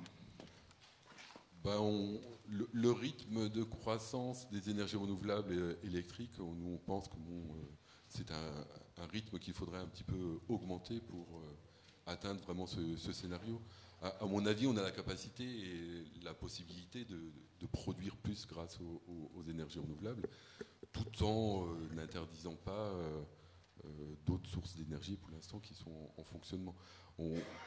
EDF est aussi le premier pratiquement producteur d'énergie renouvelable et nouvel installateur d'énergie renouvelable en France. C'est EDF à qui bénéficie l'éolien ou le photovoltaïque. C'est cette entreprise qui installe ces installations, donc elle a aussi intérêt à faire ça. Et je voudrais revenir aussi par rapport au coût du kilowattheure, le coût réel du kilowattheure. Au jour d'aujourd'hui, l'éolien, c'est la Cour des comptes qui le dit, est moins cher que le réacteur nucléaire qui est en cours de construction en France, où on sort un coût du kilowattheure fini entre 10 et 12 centimes le kilowattheure, et aujourd'hui, les fermes éoliennes, on leur donne 8 centimes le kilowattheure électrique. Après, il va falloir investir dans le réseau pour sécuriser le réseau. Ça peut être évalué aux alentours de 3 centimes par kilowattheure pour renforcer le réseau, pour assurer ce stockage, pour faire des réseaux intelligents. Donc apparemment une nouvelle ligne THT en Alsace, ça va faire jaser. Bon, est-ce que vous voulez... Je ne vais pas jeter de l'huile sur le feu, surtout. Est-ce que vous souhaitez réintervenir sur ce sujet-là, sur ces questions de production? Rapidement, est-ce que ça veut dire qu'on s'entend sur le fait que nous avons un très gros travail de recherche devant nous? J'ai cru comprendre ou pas? Monsieur a l'air de tenir aux efforts de recherche. Il a raison, je pense. Mais oui. La recherche, oui, c'est de créer un réseau plus intelligent qu'il n'est aujourd'hui. Par contre, on a les moyens et on a la possibilité technique. Ça existe, des réseaux intelligents. C'est à ça que vous pensez, monsieur, quand vous parlez de recherche? Quand je parle de recherche, c'est des temps Sur moyens. le réseau, le stockage, des temps moyens intelligents. Enfin, la finalité, c'est de distribuer l'énergie. Et donc, aujourd'hui, c'est de la sécuriser. Donc, c'est de sécuriser le réseau. Aujourd'hui, la transition énergétique doit passer par le réseau. Et il y a un très gros travail à faire au niveau du réseau qui aujourd'hui est construit en fait pour des gros réseaux de masse, des distributions de masse, et pas pour des petites unités en fait localisées. Donc aujourd'hui en fait on a un très gros travail de rénovation de réseau pour travailler sur ces énergies renouvelables. Je voudrais juste finir par un point, je m'arrêterai là. Le prix du kilowattheure photovoltaïque, quand on reprend en fait le fait que ça soit de l'intermittence à hauteur de 10-12%, il faut bien comprendre qu'en termes de prix, il faut ajouter aussi le coût de production de la centrale thermique qu'on y associe pour pouvoir assurer cette disponibilité à 100%. Donc quand on parle de coût, je pense qu'il ne faut pas raisonner sur un coût de production de l'éolien, mais aujourd'hui, l'éolien ne fonctionne que s'il est associé à une centrale thermique. Ça, il faut bien en avoir conscience. Et quand on prend ces coûts-là, on est 2 fois supérieur au nucléaire. Voilà. Merci. Bien. C'est une question relative aux questions de production aussi. Et ça suscite beaucoup d'intérêt. Sur la production ? Non, sur les bâtiments. On va peut-être terminer la production. Je m'excuse d'être à ce point directif, mais sinon, après, c'est très, très mélangé, on ne s'y retrouve plus. On va essayer de clore le chapitre production provisoirement. Oui, Philippe Wolf, adjoint à Rixheim. Moi, je voulais amener un petit complément aussi sur la sortie du nucléaire par rapport à l'utilisation de l'énergie électrique, parce que l'énergie électrique est une énergie noble qu'on pourrait plutôt prioriser pour faire tourner des moteurs, où elle est indispensable. Et aujourd'hui, on a eu quand même en France un développement de l'énergie électrique à des fins de chauffage. Et là, on est entièrement dans le scénario négawatt. Si on commence à bien isoler les bâtiments, si on change les dispositifs de chauffage des bâtiments qui sont aujourd'hui des passoires énergétiques et qu'on n'a plus besoin, donc on aura besoin moins d'électricité, on pourra aussi petit à petit éteindre des tranches de centrales qui d'ailleurs ne suffisent pas en fin d'après-midi quand il fait très froid. La production électrique de toutes les centrales de France ne suffit pas et il faut qu'on fasse appel à de l'importation pour pouvoir répondre aux besoins, quoi. Donc si on va sur un scénario négawatt, bien sûr, il faudra aussi aller sur la sobriété, notamment dans la consommation des bâtiments. Monsieur ici, puis il y a une question encore au fond. Attends, Brigitte, il y a une question juste là, juste à côté. Là. À côté de toi. Ah, monsieur qui est très discret, mais... Oui, j'attendais. Alors, c'est pas une question, c'est une remarque assez générale, entre autres sur la partie énergie, effectivement. Didier Fruillot, EDF, pardon. Alors, je vous rejoins entièrement sur tout ce qui est aspect, d'ailleurs, on travaille ensemble dans certaines réunions communes sur Je Rénove BBC et tout, sur tout ce qui est aspect rénovation. Je vous rejoins entièrement sur tout ce qui est aspect sobriété. Y compris sur tout ce qui est aspect, effectivement, je crois qu'il faut qu'on essaie de développer au maximum tout ce qui est énergie locale, dans un lien avec un réseau global, réseau local. Je vous rejoins aussi, effectivement, sur tout ce qui est gouvernance, et je crois qu'on travaille actuellement énormément avec la région Alsace, avec la M2A, sur toute une série d'actions sur la rénovation, entre autres BBC et ce genre de choses, sur tout ce qui est gouvernance locale. Alors, je ne vais pas rentrer dans le détail, je ne vous rejoins pas sur les aspects énergie nucléaire, réseau global, mais la question que je me pose, et on s'en rend compte aujourd'hui quand on est en discussion et quand on a des projets devant nous et qu'on essaie d'avancer, on a une vraie problématique, et je pense que c'est vraiment la problématique qu'il faut vraiment attaquer dans les années à venir, c'est tout ce qui est méthode de financement. C'est même pas production d'après moi, c'est même pas réseau, on les fera évoluer, c'est sûr qu'il y a des investissements à faire, mais c'est tout ce qui est méthode de financement de cette transition énergétique, entre autres sur les bâtiments. Il y a une vraie précarité énergétique. Augmenter les tarifs, EDF le demande à un certain moment, pour l'instant on sait que cette précarité, et M. Chevalier l'avait dit à l'époque, a dit que ça se transférait de précarité en exclusion sociale, donc il y a une vraie difficulté sur ce domaine. Je crois qu'il faut vraiment qu'on essaie de trouver des solutions. On verra après vers où on ira, qu'on essaie de trouver des solutions pour trouver des financements adéquats sur tout ce qui est rénovation. Et c'est peut-être là-dedans qu'on trouvera la solution de cette transition énergétique sur les années à venir. Il y a un monsieur au fond, il y a un monsieur que je connais bien qui est juste devant. C'est toujours sur le nucléaire, là ? Oui, c'est toujours la question de production. C'est sur le nucléaire. Dernière question sur les questions. Alors, sur la production et l'équilibre du réseau, Georges Audras, Énergie partagée en Alsace. Il existe des moyens de régulation du réseau autres que les centrales thermiques, ou en tout cas des systèmes complètement décentralisés qui ont été abordés comme la cogénération. Et les Allemands, qui ont toujours quelques temps d'avance sur nous, ont déjà en service des systèmes de cogénération dans des immeubles qui démarrent à la demande de l'opérateur électrique quand il a besoin d'électricité, la chaleur étant stockée dans des ballons d'eau chaude qui serviront ensuite au chauffage et à l'eau chaude sanitaire des immeubles. Et par la même occasion, ça permet de développer un nouveau marché pour un constructeur de voitures qui a lui aussi des difficultés, notamment donc qui s'appelle Volkswagen et qui a fait un nouveau marché qui propose maintenant des centrales de cogénération à partir de moteurs, puisqu'il sait faire des moteurs, Donc vous avez un moteur à gaz, vous faites de l'électricité avec le moteur et avec la chaleur résiduelle, au lieu de l'envoyer comme dans nos voitures dans l'atmosphère, vous la récupérez pour les besoins de l'habitation où elle est installée. Donc si on le fait de façon intelligente, progressive et organisée, il n'y a pas de contre-indication et de rupture, de besoin d'énergie et de devoir démarrer des centrales thermiques qui serviront à faire de l'électricité. Merci pour ce commentaire. Il y a beaucoup de demandes, hein, donc soyez pas trop long. Brigitte, le monsieur qui agite désespérément. Armelang du Conseil développement. Je n'ai vu nulle part le mot EPR dans votre exposé.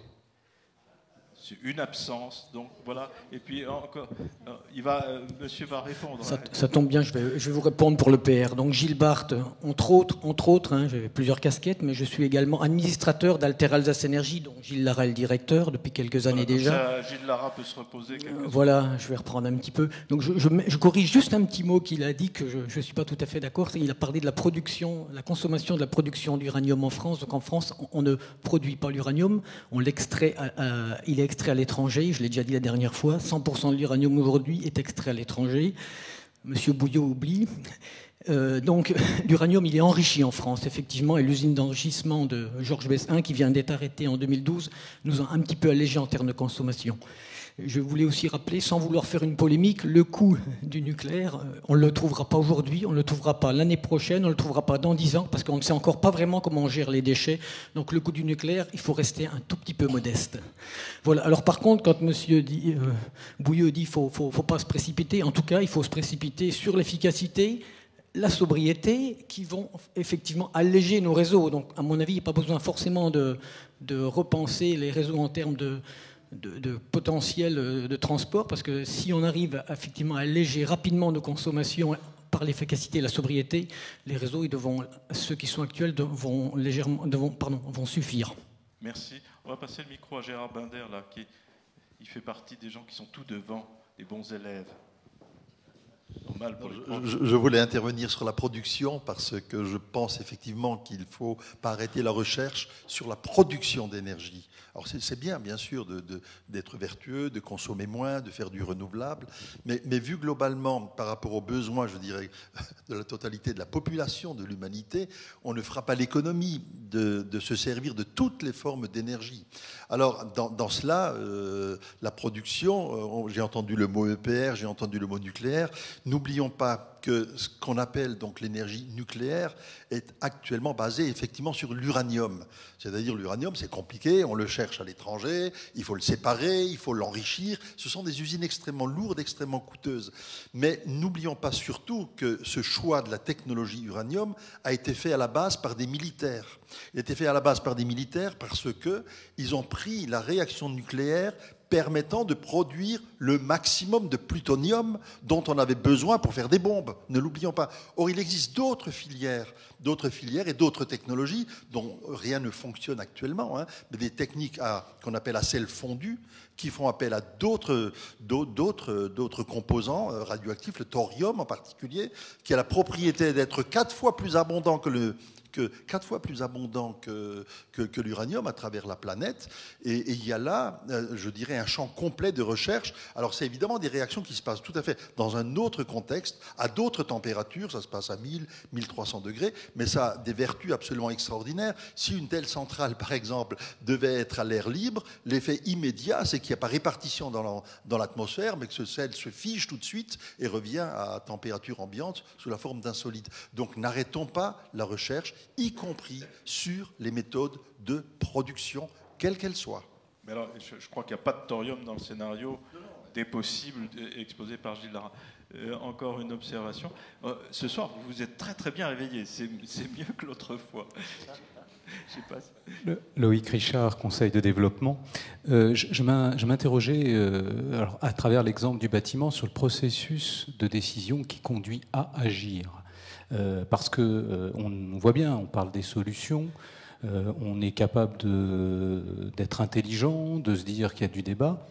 Les solutions existent, elles sont mises en scénario, et puis derrière, comment on y va? Parce que, par exemple, dans le cadre de l'histoire du principal gisement des sobriétés, qui est le bâtiment, Si on est propriétaire de son logement, qu'on sait qu'on va y rester pendant 15 ans ou 20 ans, on se dit on peut faire un investissement personnel parce qu'on y a un intérêt personnel, à partir du moment où le coût de l'énergie est assez élevé.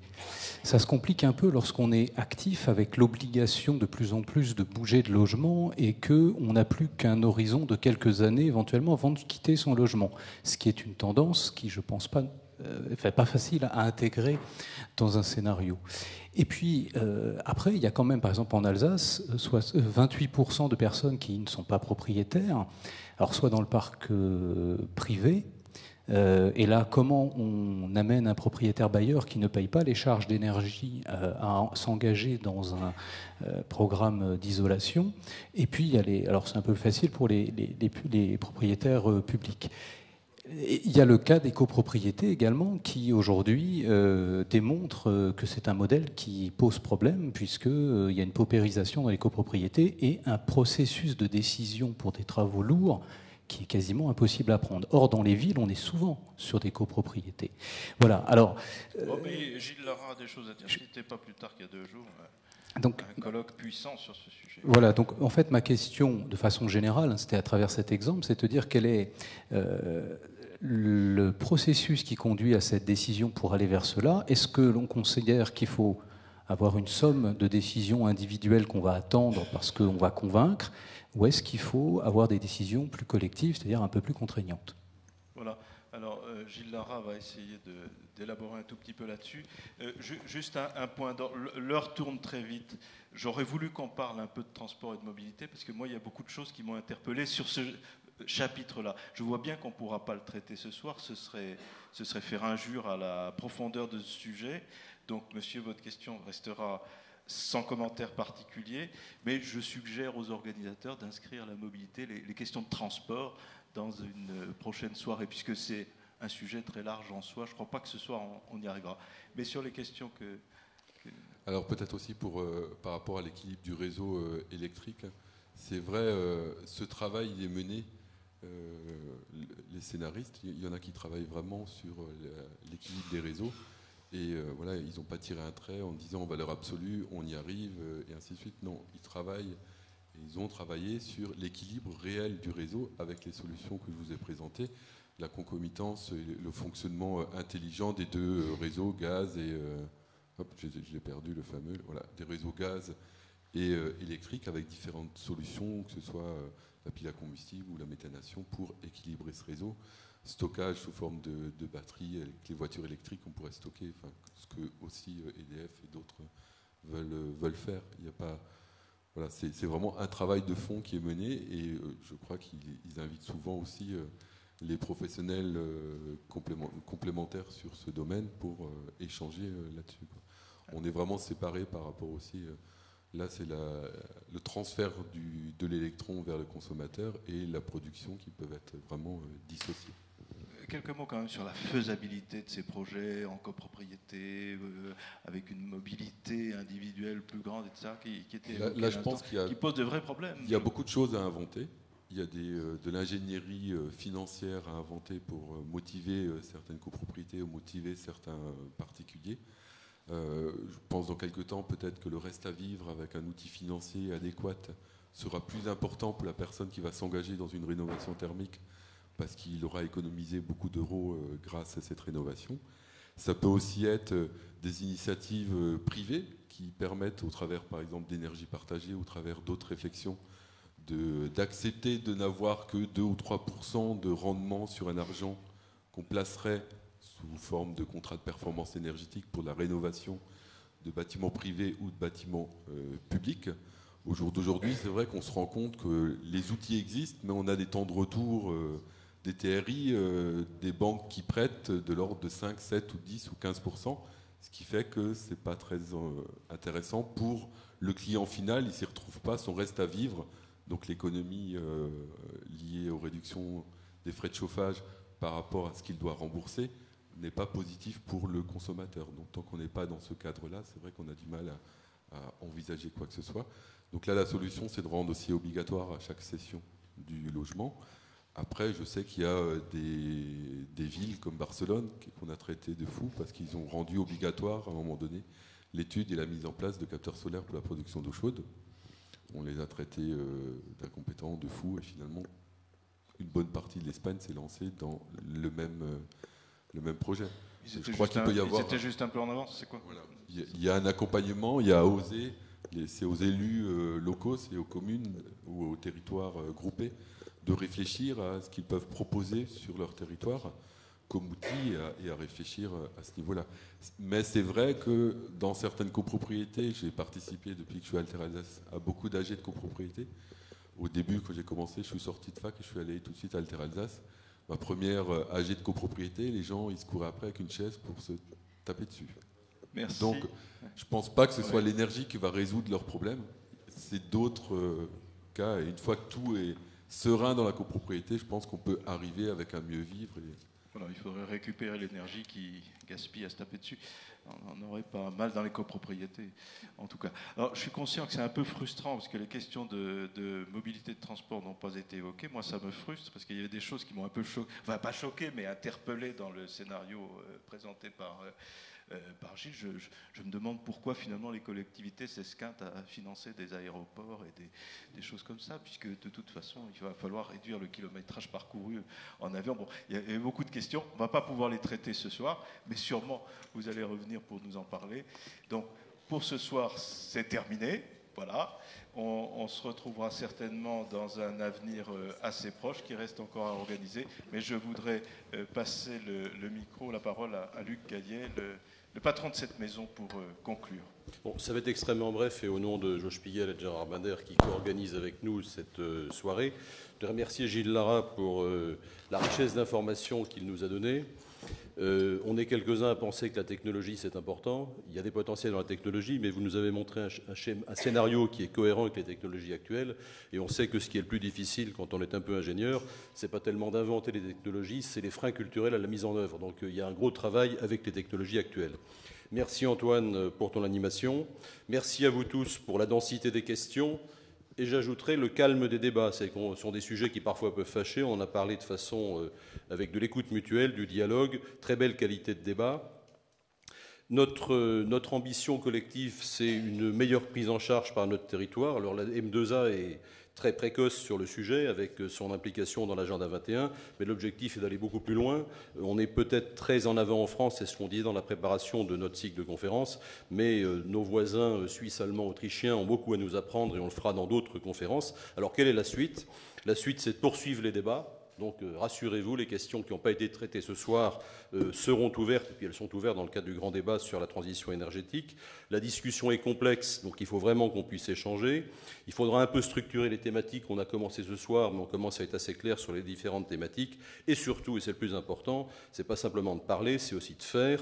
Donc de mettre en œuvre des projets, de prouver le mouvement en marchant. Donc il y a le travail des institutions, la M2A, la région avec Énergie Vie, les énergéticiens, parce qu'on en a un peu moins parlé, mais ils auront aussi la parole dans nos différentes conférences avec les projets qu'ils engagent, et les entrepreneurs, parce que l'un des objectifs qu'on a sur ce territoire, c'est d'être tellement innovant qu'on va inventer des solutions qui feront de l'exportation et qui créeront de la richesse sur notre territoire. Merci à tous.